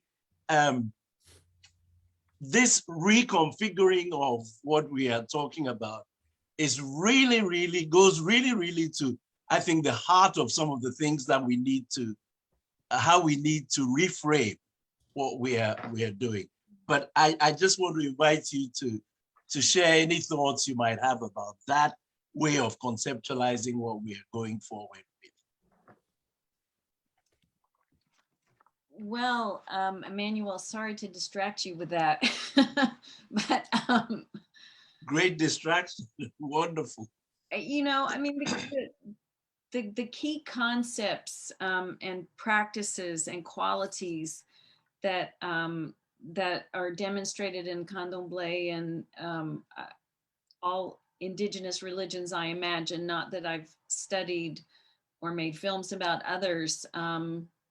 You know, if we think about the importance of community, reverence for all life, celebration. You know, Candomblé rituals are called festas.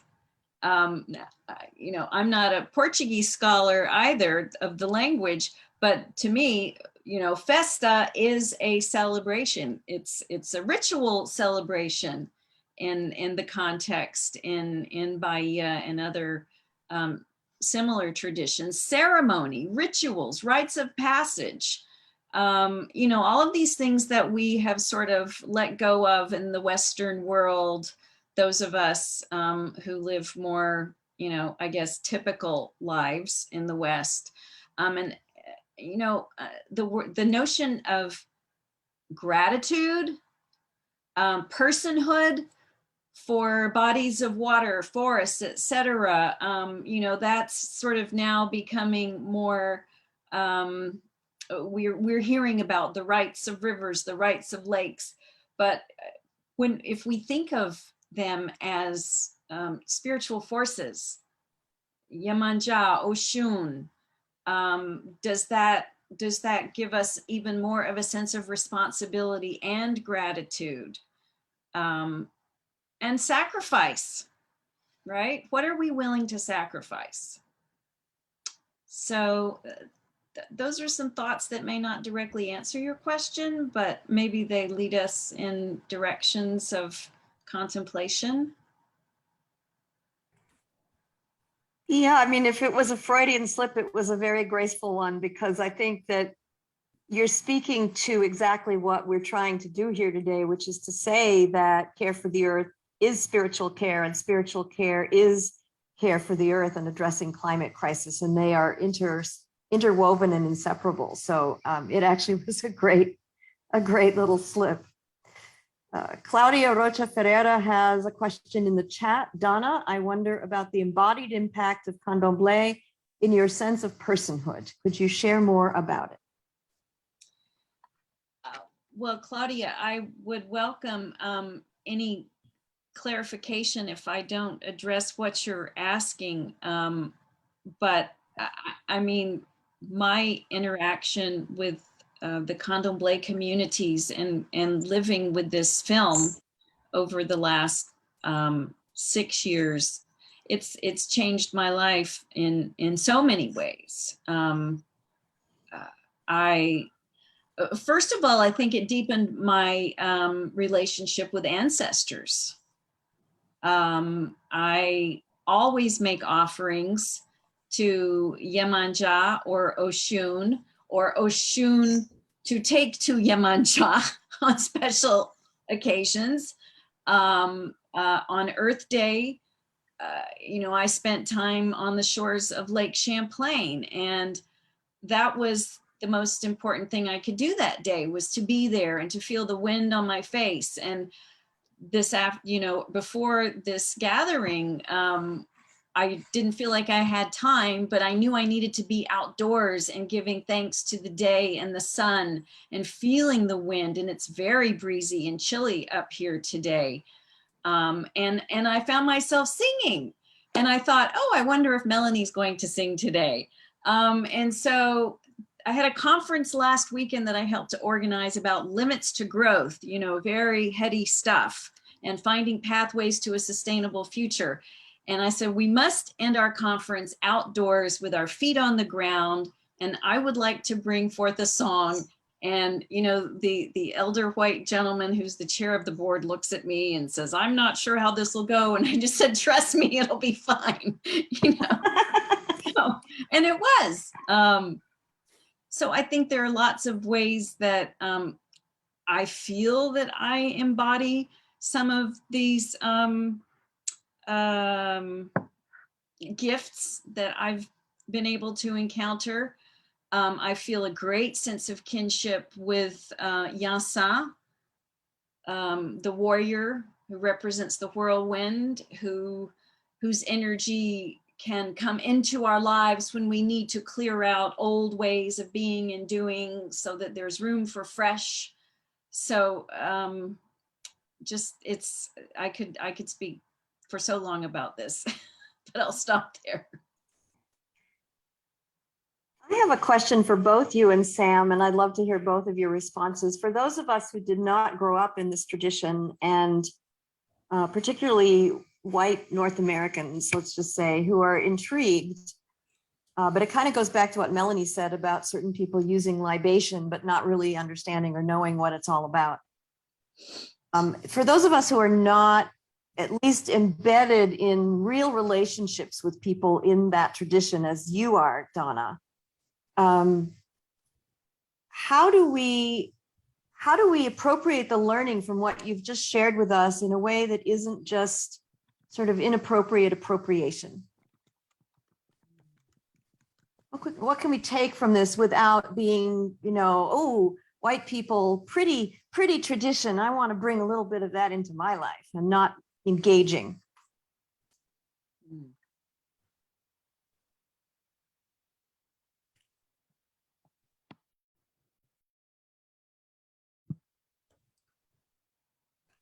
I think that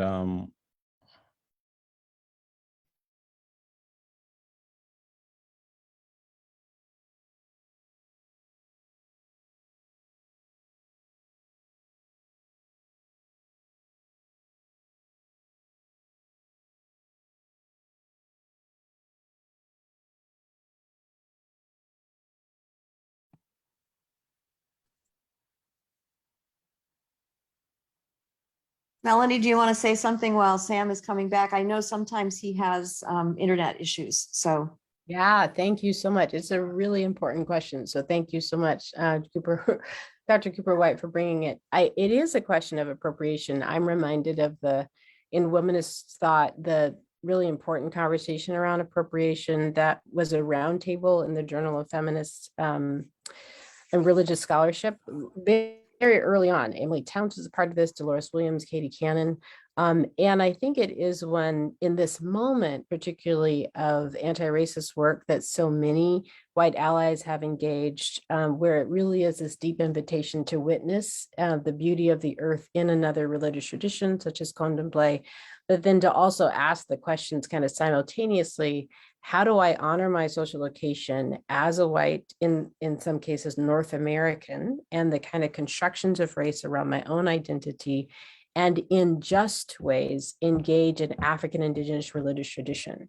And that is kind of the work, Dr. Jennifer Harvey talks a lot about in her work on anti-racism, in her book, Dear White Christians, but also in her other work around children, talks a lot about the kind of racial malformation around whiteness and around white identity. And one of those kind of marks of malformation, ethical malformation, and one of those marks of is white privilege, just assuming that if it is shiny and pretty and it looks like it would be something fun to do, or if it would be deeply healing and transforming for whatever trauma, one has gone through, that they can just take it. And I think the invitation often is engage your anti-racist training, right? Engage your anti-racist way of being, identify and remind yourself of your social location, and then begin to ask the hard questions of how your own social location as a white person, as a North American, with the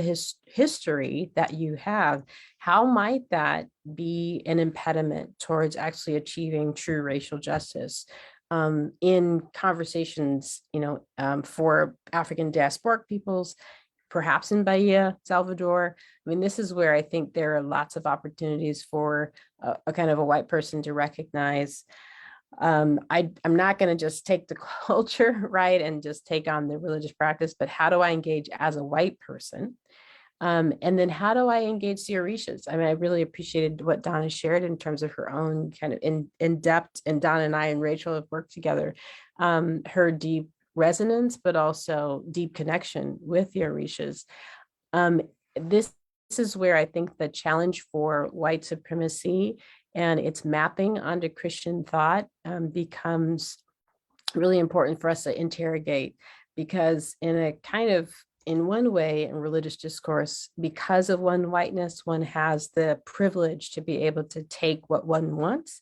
And then one also, unfortunately, in Christian tradition, has this Christian hegemonic kind of privilege, Christian privilege, to kind of take what one wants from a variety of different religious traditions. And so taking a step back and engaging your anti-racist way of being and saying, I'm not going to do that. I'm not going to follow that trail. I'm actually going to re-examine what my whiteness has done in damaging ways to appropriate, what my whiteness has done historically, and I think this obviously is helped by the work of Jennifer Harvey and, Ibram Kendi and so many, but it is a journey of really interrogating one's whiteness and deciding, nope, actually, I'm not just going to take the next shiny thing. I actually am going to recognize that the history of North American whiteness has engaged even the peoples of African descent in Bahia differently, that my own identity as an American involves a kind of capitalist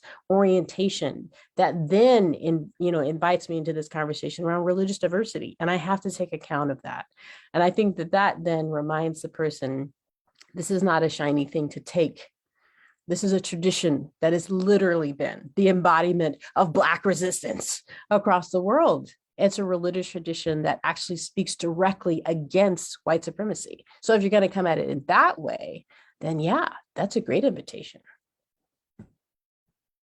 Thank you so much. We are just a tiny bit over time. Sam, you're back. Did you want to say just briefly what you were trying to say when you're cut out? Sam, are you muted? You're muted.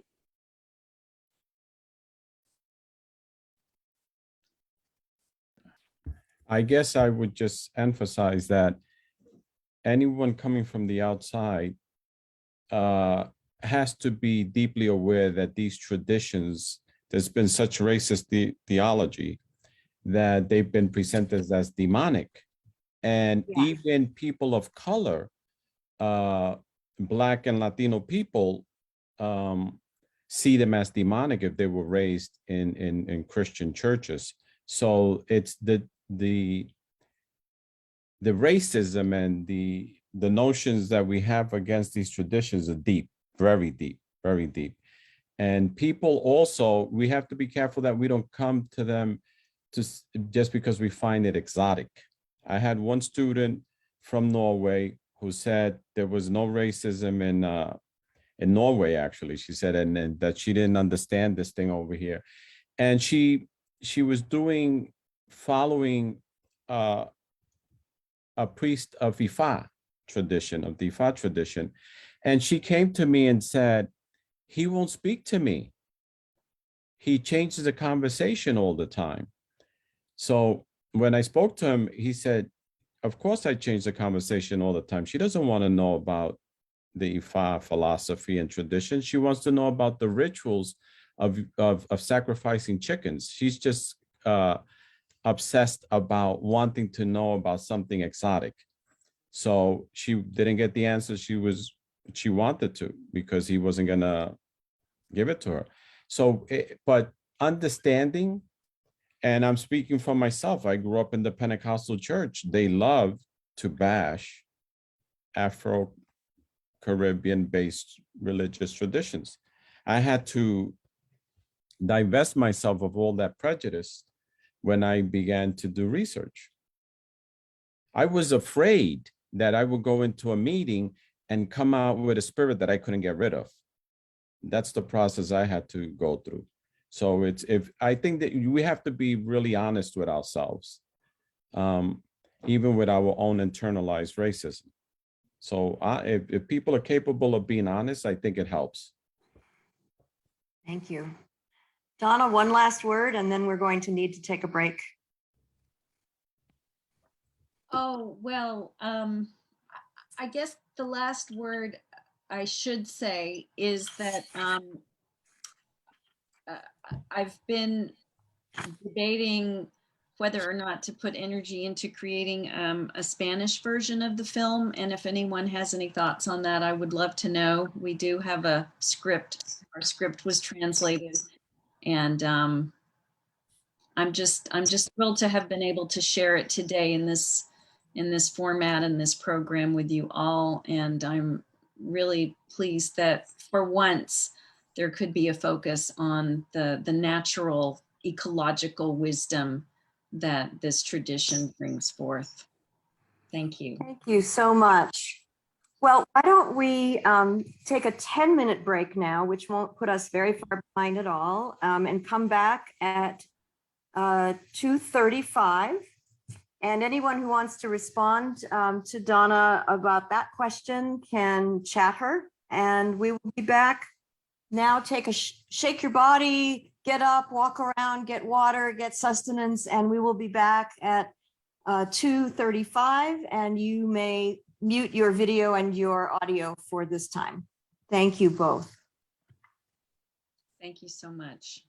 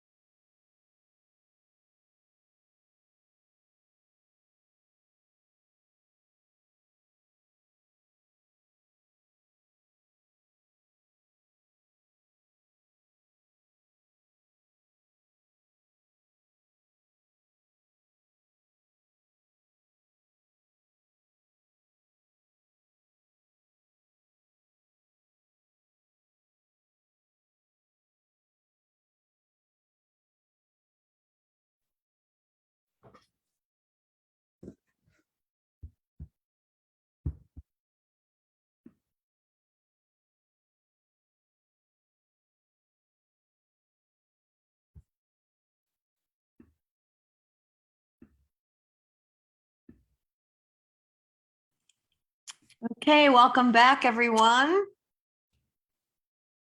We are regathering.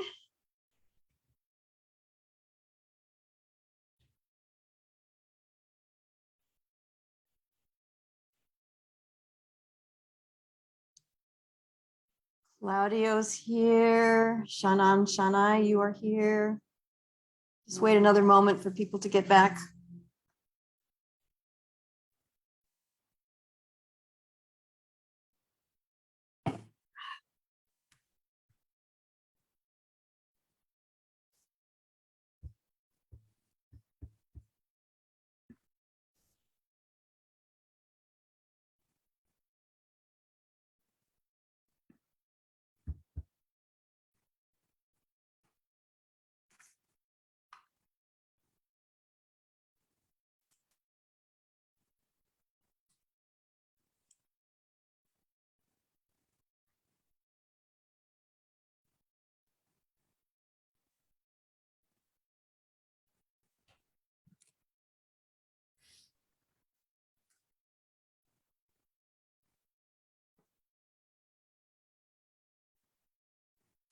Okay, well, I'm going to begin welcoming you all back by introducing my very good friend and colleague here at Union, Reverend Claudio Carvalhais, PhD. He is Associate Professor of Worship, but I am not imagining there will be a hitch. Our Union Board of Trustees will be ratifying his promotion to full professor this month. So he is, yeah, woohoo. So he is a regular instructor, not only here at Union, but in the Hispanic Summer Program, sponsored by Union Theological Seminary. And he's the author of many publications in both English and Portuguese, most recently Ritual at World's End and Liturgies from Below. And he's involved in leadership in just about every liturgy and worship organization there is, nationally and internationally. So we're delighted to have you with us. And I'll go ahead and say right now that our respondents in this panel are Shan An, also known as I Ping Sao, and Shan An, I said Shan I Ping Sao, and Shan An Jing Lin, who are Buddhist nuns from China. They are in the Mahayana tradition, and currently they're about to graduate from their Sacred Theology Masters, and will be entering our doctoral program immediately after that, and working with Claudio on the subject of Buddhist ritual and climate crisis. So we're very excited to have them together on this panel. And I know, knowing Claudio, this is going to be lively. So I'm turning it over to you now. All right, wonderful. What a joy to be here with you all here. Thank you, my dean, still my dean, Professor Pamela Cooper White, who's been very gracious to me also during this time where she's been a wonderful dean to all of us at Union. Very grateful to you in so many things, and for the opportunity to be here with you all, and thank to the board of the International Association for Spiritual Care, and to be with my professor and brother, Professor Samuel Cruz, too. So many people here, Professor Larty, who's been always there, and just to know that he's there makes us feel better because he's there. And my precious sister, Professor Melanie Harris, we did our PhD together, and we started at the same time, and she was much faster than me. She did in 4 years, I did in 6. So that difference of brilliancy starts there, but it can grow into many other directions. But, you know, just to be with Professor Harris here, whatever she does, if she makes bread, I wanted to be a part of it. If she goes across the street, I want to go across the street with her. And so it's always good to be with you. And very honored also to have Shannon and Shanai here to talk to us. What a gift to have you all. All right, friends, let's then talk about the theme of our time, which is ritual and eco-justice for spiritual care. And so we will have three perspectives into that, and then we'll open up for discussion. So when I was thinking about this very title, right, Ritual and Echo Justice for Spiritual Care, then and in such a diverse space, we always have to be careful how to connect to our conceptual knowledges and that we associate with these words, right? For every religion has its own framework and ways of thinking and relation to ritual.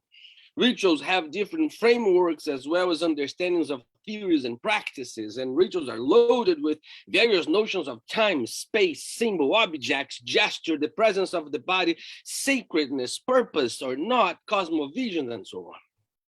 And each religious ritual hold different structures of thinking, feeling, doing, ordering life and its relation. Well, the same way, when we think about the notion of eco-justice, we have to think both about what the notion of echo or nature that we propose, and also what forms of justice, right? And so many things already layered here. We can start by saying that there is that the relation between nature and ecology, and how those are not monolithic terms, as if the term can encompass the whole earth. For there are many natures, so to speak, or no nature, as some people would say, and we have landscapes and patches of land to live with. On the other hand, a plethora of notions of justice when you're talking about the earth. Ecological justice presupposes everything else, right? As Angela Davis says, the fight for the earth is the mother of all fights, right? And that's what indigenous people in Latin America and Brazil are saying as well. So ecological justice presupposes social justice, economic justice, racial justice, political justice, legal justice, gender justice, sexual justice, and then animal, vegetation justice, water justice, and so on. And so the notion of spirituality here also carries a plethora of understandings of what might be understood as spiritual, which then begs for a variety of complex forms of practices, right? That comes out of the notion of what what is spiritual means, and what it looks like, in what way we can engage with. So with all that being said, we can start saying, and here's a proposal of ritual. Well, rituals are not only a structure that holds together a tradition, but holds together entire cosmologies, ways of living and responding to our space and time, as rituals help keep or produce forms of life. Ritual are also spiritual ways of dealing with different energies, flows, and webs of relations. Thus, in order to understand and create rituals, we also must understand what the world is going through. Because I believe that rituals are not only ways of keeping a certain tradition, but also to respond to what the world is going through. It is to listen to the pain, to the hurt of the world. And so, as a way of responding to that, there's ways of responding to an event, to an effect or feeling, to an aesthetic manifestation, a social situation. And in that way, it intends to get constantly in sync with the ways we are living. Well, liberation theologies, for instance, are responses to forms of injustice, right? Or we can even use the field of psychology, as our very Professor Pamela Cooper White yesterday was saying, and using the whole field of psychology to respond to what's going on in the world now, especially with Christian nationalism. So a whole way of psychology, not only clinical, but also in the world, responding to what happens there. So there's a circularity, right, between the clinic, the classroom, and the streets, and all other parts where psychology also responds to that. So we learned that And if you want to take a look at this book, it's fascinating. So also the same way rituals are responding to the ways we are living. But then the question is, how are we living, right?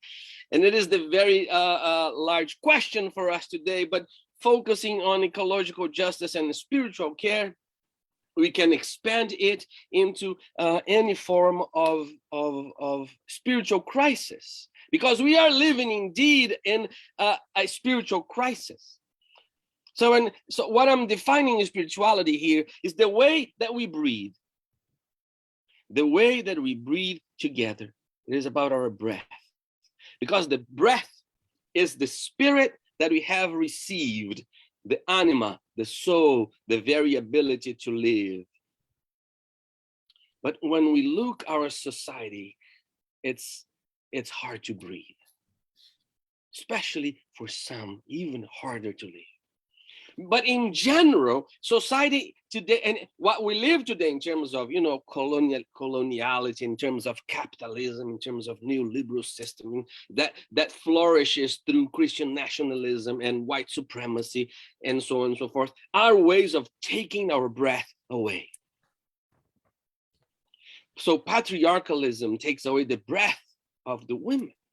Racism takes away the breath of Black and brown people and indigenous people. Jails take away the breath of the poor of all colors. Capitalism takes away the breath of making us breathe shorter and shorter, and in most of the time. So what is COVID if not a crisis in our breathing?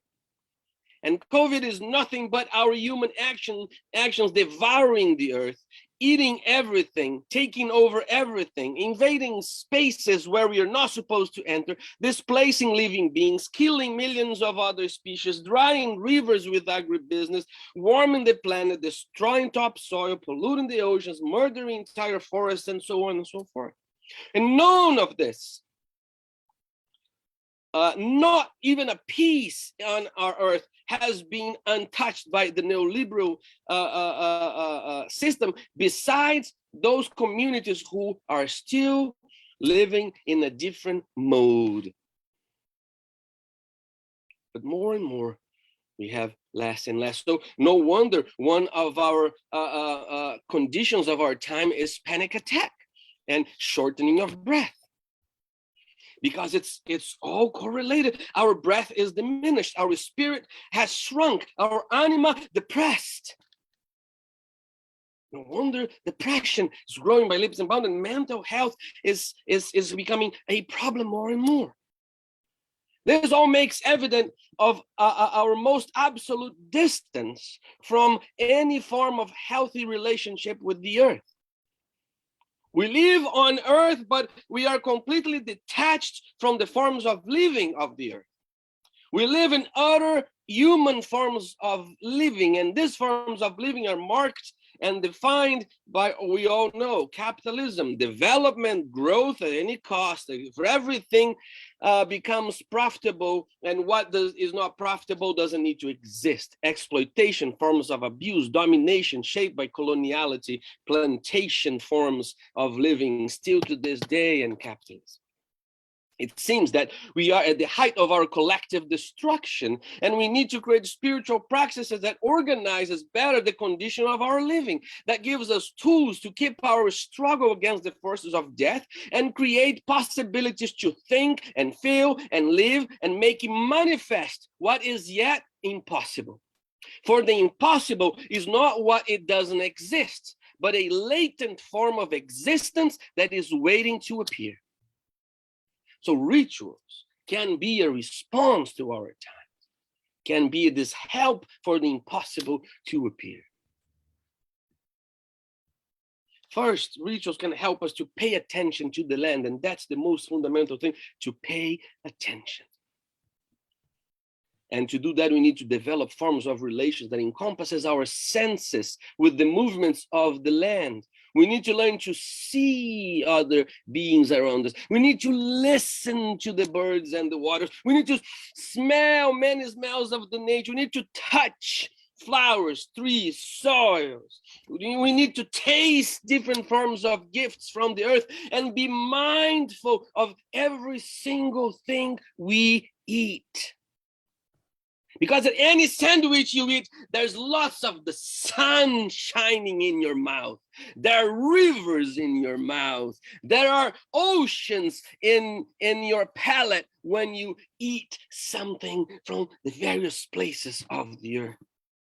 So this week I asked my class, what is the smell of your religion? As Michael Tausig, the anthropologist across the street from Union at Columbia, asked, what is the color of the sacred? And so we must continue. What is the feel of your religion in your body? What is the feel? What is the vision of your breath? What is the sound of the holy? What is the taste of your spirituality? Imagine if the response to these questions would be something related to nature. Something like, oh, the smell of my religion is the lilies of the field. Or like a student in my class who loves some other smell for meditation, sandalwood. The color of my sacred are the colors of the bees flying from flower to flower, producing honey and creating pollination everywhere. Oh, the vision of my breath of life is the shapes and colors of all trees and the vegetation, who actually the plants, who are the ones who give me the air that I need to breathe. All the sounds of the holy are so composed, and we can compose human things with the natural world thing. The sounds of the holy are the singing, but the singing of my people, but the singing of all of the trees, the singing of all of the birds, the taste of my spirituality can be the bread and the wine, but can be fresh strawberries and peaches during the summer and potatoes during the winter, everyone with a specific sacredness to each moment of the year. Rituals then have to get us back into the cadence of the earth. It can help us slow us down, show us that nothing else is worthy besides the living with and in relation with the land, its agents, its patterns, its forms of living. So rituals can help us think about the patch of land on which we live.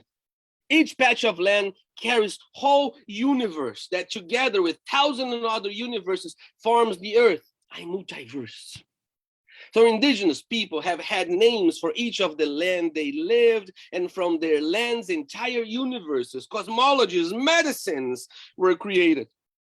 To learn the names of the land we live, given by indigenous people, makes us aware of their presence and their knowledge and the ways in which we have related to it by stealing it and by turning into private property.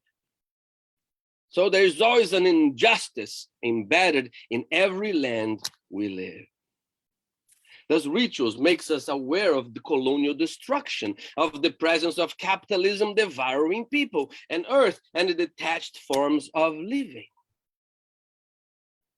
So if each ritual, and using here a more Western Christian sense of religion, the form of religare, which is a form of reconnect to the land, to relink us again with the trees, the possums, the birds, the local rivers, the squirrels, the chipmunks, the worms, and so on. The notion of ritual here then responds to the sense of disconnect from the earth. We are earth, but we live completely detached from it. We are of the earth, we are on earth, but we do not live as if we are the earth. In some ways, we have lived badly, exactly like Jesus said in his prayer, they do not belong to the world, just as do not belong to the world. Yes, we are in the world, but we do not belong here. So this sense of disconnect is just prepare us for the end of the world, and there's nothing to be done. But then, because coloniality has stripped us away from the land, and stripping us away from the land, it strips us from the who and whose we are. And we cannot find ways towards ourselves and thus towards the earth. Bruno Latour tells us that we need to land. We need to land on earth because we live off of the earth, but we have not landed on earth fully yet. Because our relation is not of belonging, of reciprocity, but exploitation, domination, and submission. All we do is to impose our desires to the land, to the earth, to fulfill all of our desires and wants. Well, we can go back to Jesus' same prayer when Jesus said, I'm not asking you to take them out of the world, but I ask you to protect them from the evil one. Oh, yes, let's not get out of the world, my friends, but stay in the world, because to stay in the world is to finally love the world, just as God so loved the world. And to ask God to protect us from the evil one, as Jesus said, is to engage in a collective movement that protects us from the forms of death, to take the evil snare from our bodies, to break down systems of detachment and self-sufficiency and religious righteousness. So how rituals can help us be in the world and relate with the earth. How rituals can help us defend the many forms of life and name the injustice and help us unplug ourselves from the forms of death. How can then rituals in a spiritual, careful way help us restore our breathing in a time of spiritual terrors where so many disasters push us to look away, but we feel that we cannot not look? So eco-rituals does help us with ecologies around us, placing, that's the word, placing us into the ecosystems where we belong. That means that ritual practices help us develop our consciousness of who we are in relation with those living beings and things around us. So it's me with that, with those trees, with that squirrel, with that cat, with that plant, with that flower, with that bird. That's my ecosystem. And if I am in relation with it, there's a whole system of medicine here that can give me healing and sustain and expand my very sense of self. Because eco-rituals can restore emotions by pacing us with the land.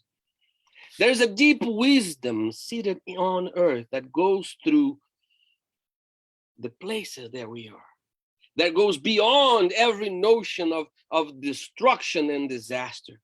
To live in the assurance that the earth knows its all and will provide its own restoration at some point, even if 1,000 years.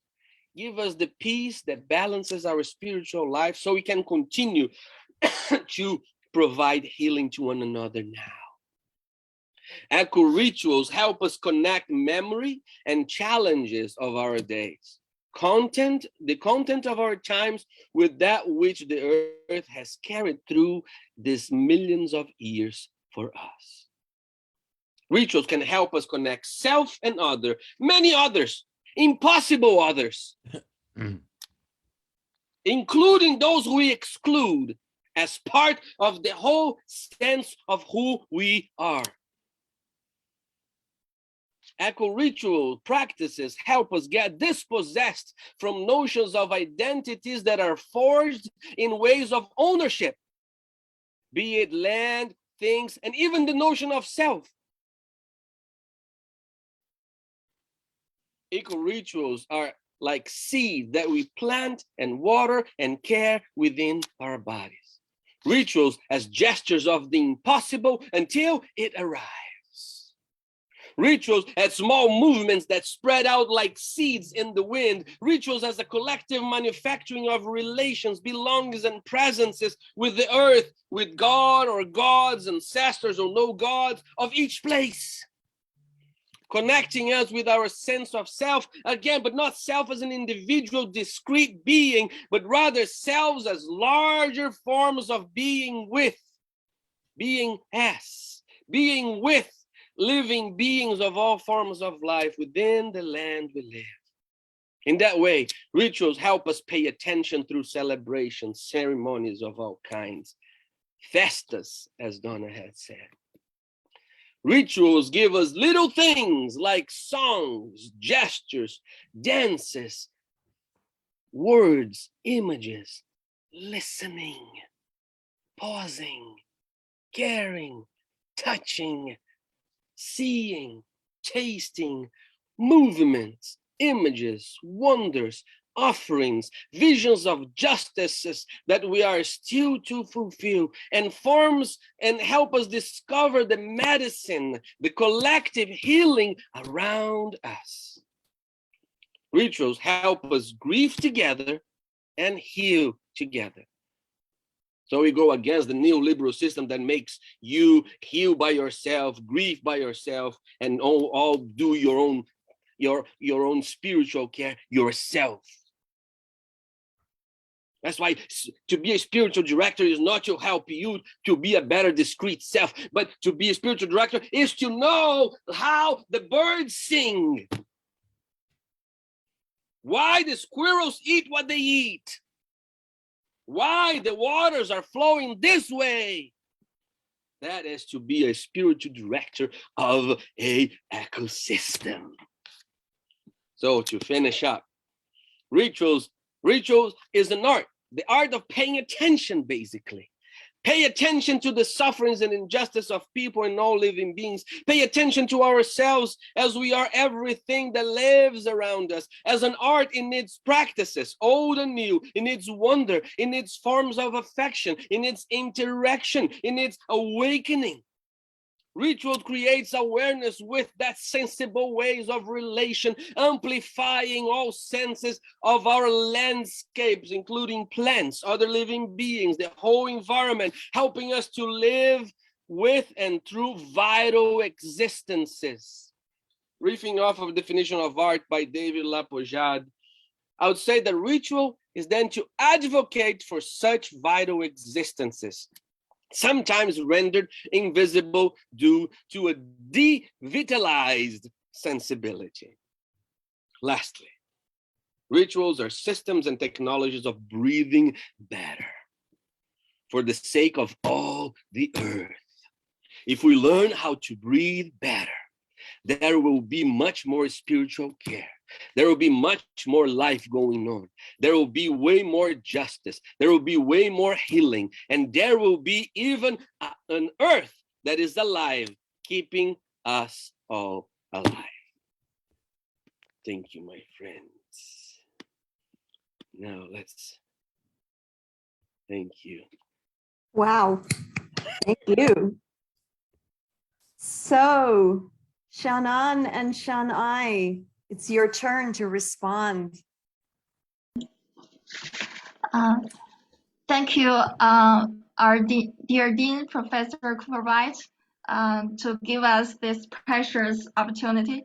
And thank you, our dear Professor Cavallias, to bring his lecture ritual performance, which are full of passion and compassion. So I'm so honored to share my thoughts on the topic of rituals and eco-justice for spiritual care in three parts. As a Mahayana Buddhist nun, I think caring for Mother Earth begins with our understanding and practicing interbeing. With this in mind, first, I would like to share my understanding of spiritual care from a Buddhist perspective. Second, I will analyze the reasons for emphasizing the urgency of the need for humanity to cultivate spirituality. Finally, I will propose some ritual creations to awaken people's spirituality. So first, In Buddhism, spiritual care is also called compassionate care. It focuses on all beings' spiritual well-being by connecting them to spiritual traditions, rituals, and practices as they experience a health crisis.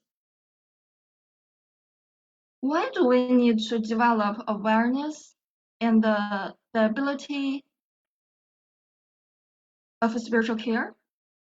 Is it for the sake of animals that are going extinct, or for the plants that are diminishing, or for the land that is desertifying, or for the sake of our Mother Earth, who is seriously ill? Actually, no. In fact, it is for the sake of our human beings. In Mahayana Buddhism, there is a very important concept which is called interbeing. What does it mean? We also call it interdependent co-arising. Buddhists believe that all beings in this world are closely related and inseparable.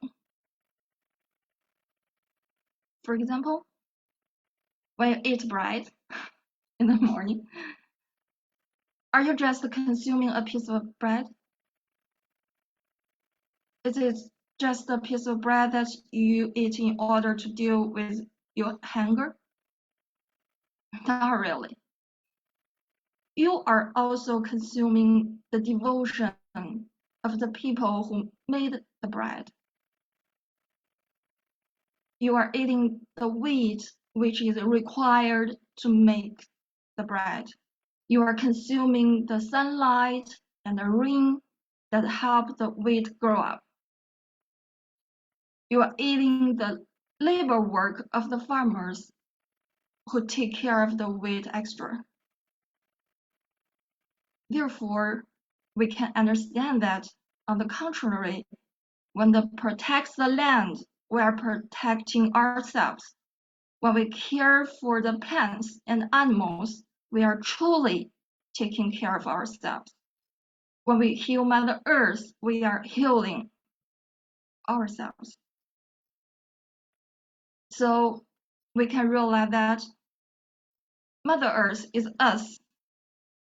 The bread is us. The wheat is us. Extra.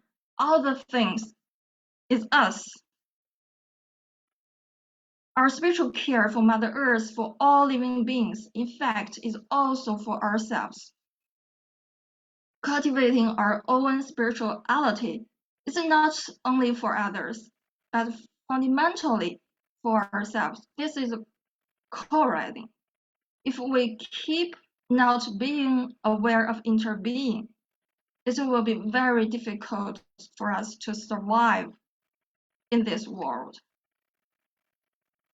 Second, now, why do we repeatedly emphasize the importance of spirituality? Why? Because of our forgetfulness and anthropocentrism. We forget our close relationship with all living beings. We forget it is other beings that provide all the materials to meet our needs. We forget it is Mother Earth's generosity that keeps us surviving in this world. We are only concerned with satisfying our own immediately self-desires.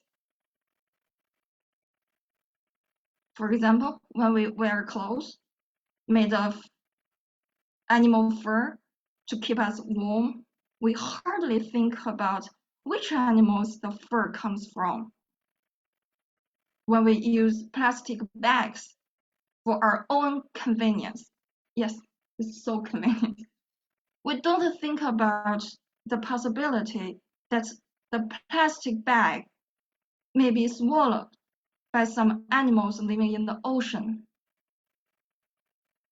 When they swallow these plastic bags, toxins may enter their bodies and sometimes even cause their death.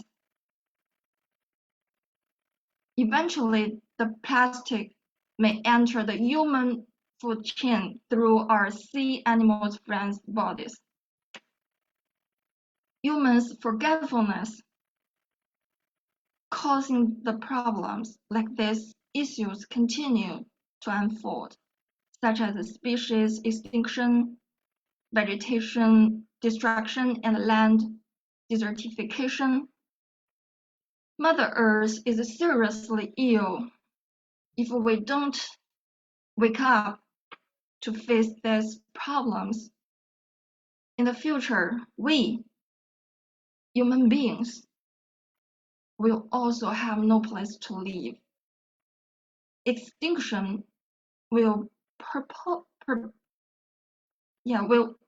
also happen to human beings ourselves. So we should be aware of the spirituality of interbeing.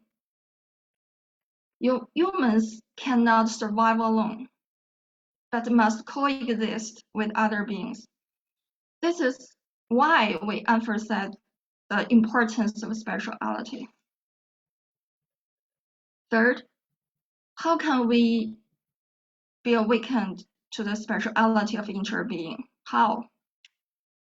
One important way is to cultivate our mindfulness through ritual practice. Ritual practice is a way for us to keep out of our busy life and cultivate the attention to spiritual care for our Mother Earth. I advise the following 6 steps for practicing rituals. Slow down, pay attention, breathe, connect, coexist, and act. With the guidance of these steps, when you eat an orange, you can try to slow down to pay attention to its round shape, bright color, fresh smell, and sweet taste. Or maybe not sweet, maybe sour. So maybe. Then, by taking a deep breath, you can try to connect with the sunshine, the rain, and the devotion of all workers who are related to this orange. Then you may feel the coexistence with the orange, which inspires you to take action to take care of our mothers. When you are being with your dog companion, you can try to slow down to pay attention to your companion's needs through taking some deep breaths to calm yourself down. You may think of your companion's connection to the fresh air, to his or her food that comes from the worker's devotion, and to your happiness. Then you can feel the coexistence between you and your companion and other things. This may also trigger you to care of other beings around you. In fact, nowadays there are already some actions that have been taken. For example, in August 2018, a piece of news reported that trees wearing yellow scarves had appeared across Thailand to avoid deforestation, known as a BQ tree. It were Thailand BQs who dressed the trunks of trees with yellow scarves made of the same clothes as their robes, effectively converting these trees to Buddhism. We call the trees, oh, these trees is our Dharma brother or Dharma sisters tree. So, he paid attention to their tree friends in this way to make the connection to Mother Earth. I think not only Buddhists can take such kind of action, but Christian and other religious people can also care for trees in their traditional ways. For instance, Christians can baptize trees by watering them. Thus, through such kinds of ritual practice, we can feel the interconnectedness of ourselves with other beings and with our Mother Earth. Thank you all. I will pass it to our Dharma sister. Thank you, my dear Professor Cavalis and my Dharma sister I, and to bring so much wisdom with all your inspirations. I would like to share, but maybe more a little simply because of the time, and so about how to heal Mother Earth through listening, contemplating, and ritual practicing. And it seems that we know Mother Earth is suffering, and yet do we really feel the pain of Mother Earth? If we do feel it, why are we not taking action to help heal Mother Earth? I would like to explore, how to care for Mother Earth through a 3-step training developed from the fundamental practice method of Buddhism. The 3 methods are listening, contemplating, and practicing. As my Dharma sister I has shared, Buddhists believe that spiritual care needs to be embodied through ritual and practice. So the 3-step approach to spiritual care I suggest include in listening to Mother Earth's suffering, contemplating the causes of her suffering, and practicing ritual to heal Mother Earth. First, I talk about the first step, listening to the suffering of Mother Earth. I always thinking, why do so many people not really feel the pain of Mother Earth? Why do most people not take Mother Earth's suffering seriously enough to take action to address it, even though they see the trauma of Mother Earth? The main reason, I think, is that many of us have not really listened to the painful groans of Mother Earth. Mother Earth cannot express her suffering in words like us humans. In this condition, we need to listen to Mother Earth suffering with our heart. We need to listen to the silent grass and the trees. We should try to understand the language animals. We need to recognize the special expressions of Mother Earth. Then we can go to the second step, contemplating the cause of Mother Earth's suffering. Some people may think, oh, they know that Mother Earth is crying out. They watch or read the news, they see the terrible things every day and that humans do to Mother Earth. They know that capitalism is crime upon the earth. They know that greedy corporations, nations, and militaries suck up resources. Yet, knowing all this, some of them may think they can do nothing. Others may think individuals' power is limited and almost useless for making changes.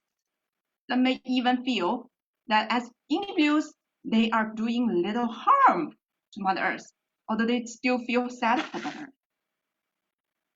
Why do these people have such kind of thoughts? I think because they do not think Mother Earth is me. They do not realize the reality of interbeing. Can we really do nothing to make some changes? No. In fact, we can do something. If every one of us is able to think of Mother Earth's suffering as my suffering, we will take measures to do something. If we truly realize that Mother Earth's suffering stems from humans' greed and desire, we will find out ways to reduce our greed and desire. In fact, if everyone can do something from their own side, changes will definitely happen. For instance, as individuals, we can try to buy only what we need and not overconsume in our daily life. However, if we cover temporary appetites like pursuing food that are out of season, although we feel happy and satisfied while eating, it may be not beneficial to our health. Yeah, eating too much also may lead our health problems. So some pleasure may be the manifestation of our greed and desire, not real happiness. If we do not crave all kinds of food in every season, but eat healthily according to the growing season of the plants, farmers will not plant counter-seasonal crops. Then the land would have time to rest and regulate itself. We need to respect the natural operation of the land and plants, which in Buddhism is called Dharma. In this way, humans eat healthy food and Mother Earth has time for self-regulation. There is an old Chinese saying, as long as we really want to solve a problem, there is no problem that cannot be solved. So the most important thing is that we need to cultivate the right view. Then the question comes, how then can we cultivate the right view of healing the suffering of Mother Earth? Ritual practice is a usual way. So that's the third step, practicing ritual to heal Mother Earth. Because of time, I just named the name of the ritual and not explain the specific ritual it is. For example, vegan day ritual and also about compassionate wildlife release rituals. We can practice it in our daily life. That's true. So if we try to do the 3-step training, listening, contemplating, and ritual practicing, it may be helpful for us to truly feel Mother Earth's suffering and help heal the trauma of our Mother Earth. Thank you all. Thank you both so much. And thank you to Claudio. We have about 10 minutes, maybe 15 minutes for any questions or comments. So again, if you can raise your electronic hand by going down to reactions and then clicking on raise hand, or you can put questions or comments in the chat.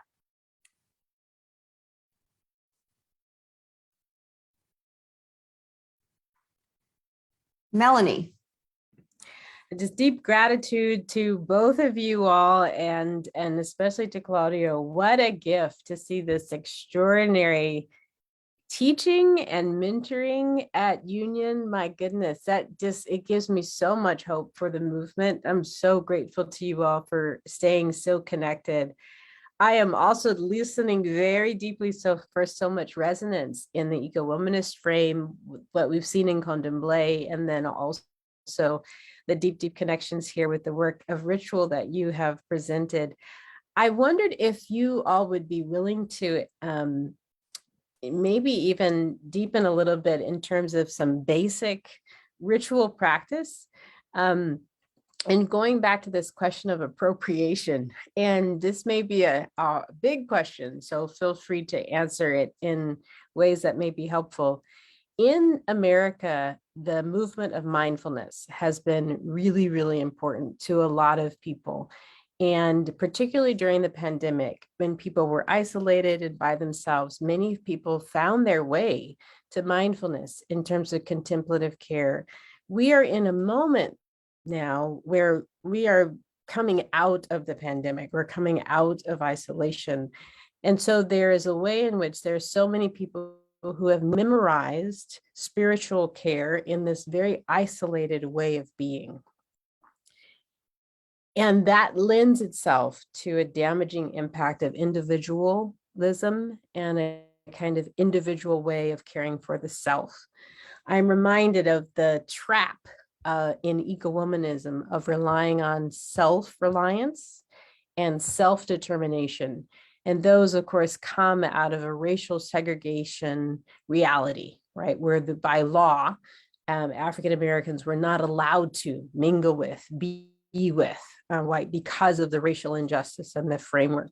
So the seeing into that form of self-determination and self-reliance is a little different than the way that we've been talking about trying to get away from this idea of individualization. But help us walk into this challenge, because mindfulness is popular, but it doesn't always engage anti-racism. Mindfulness is popular, but it doesn't always engage Buddhism in the way that you're talking about. Mindfulness is popular, but it doesn't always engage this depth of compassionate practice to get to this real deep sense of interbeing that connects us with every mother, every child, every orphan, every bomb that's gone off in the Ukraine, and the trees that have been obliterated because of war. How do we walk out? How do we take the gifts of mindfulness, take the gifts of the tradition? And there's a larger conversation around mindfulness versus Buddhism, right? But how do we walk into this moment mindfully?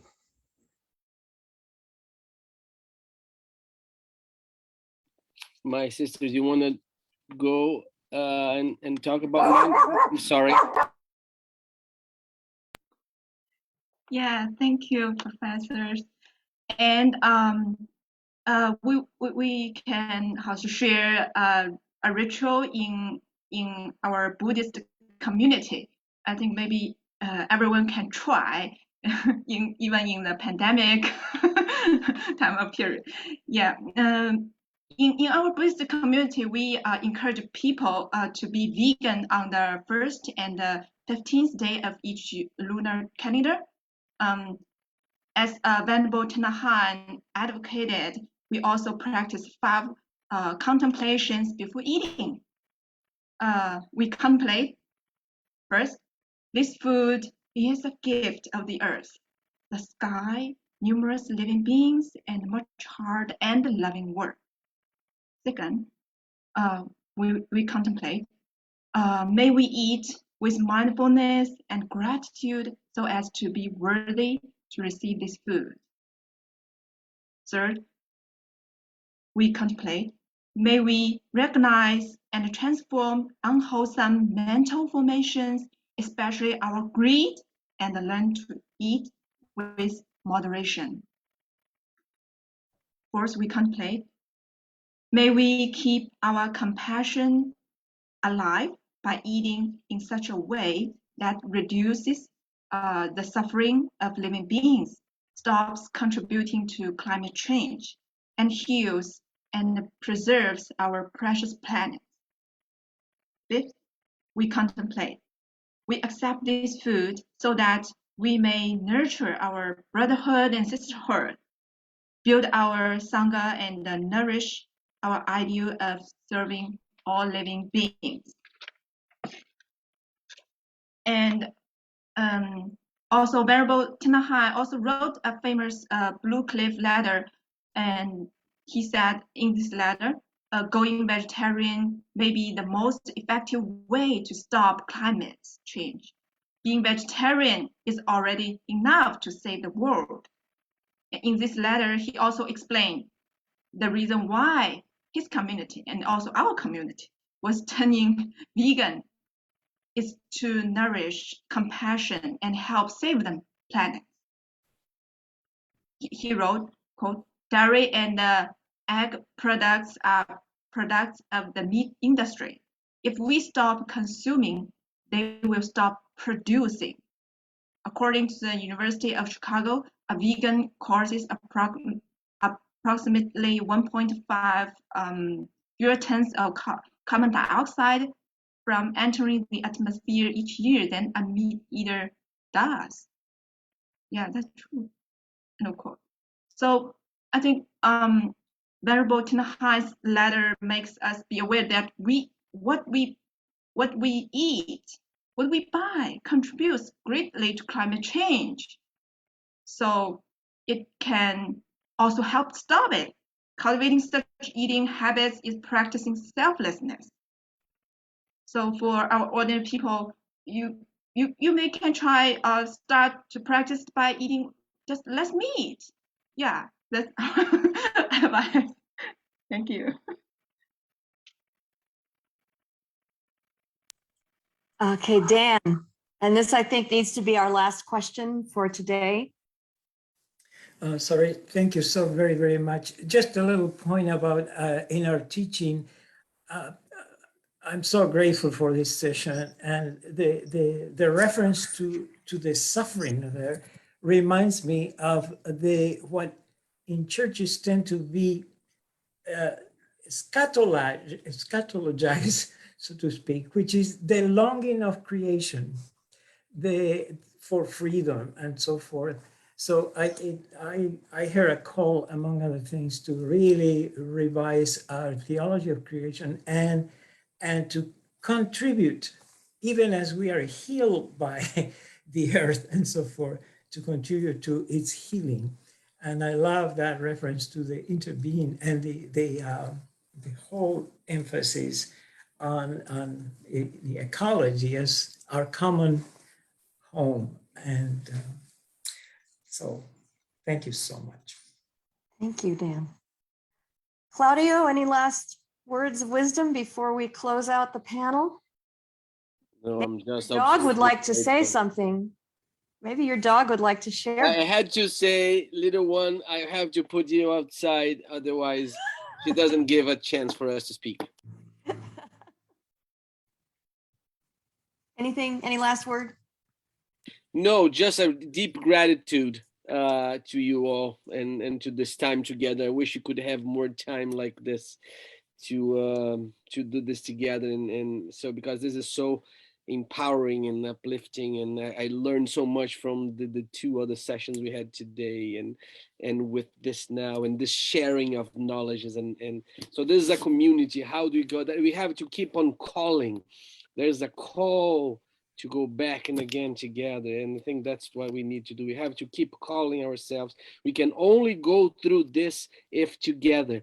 If we continue to be this atomized sense of the individual, we will all die, even if together. So there's a different sense of togetherness that is embedded in a much deeper sense of selfhood that we learn from, for instance, for the womanist sense of selfhood, for instance, that sustain a much larger sense of life that is always with. And so I think it's a deep call that has to be said again and again. Thank you so much.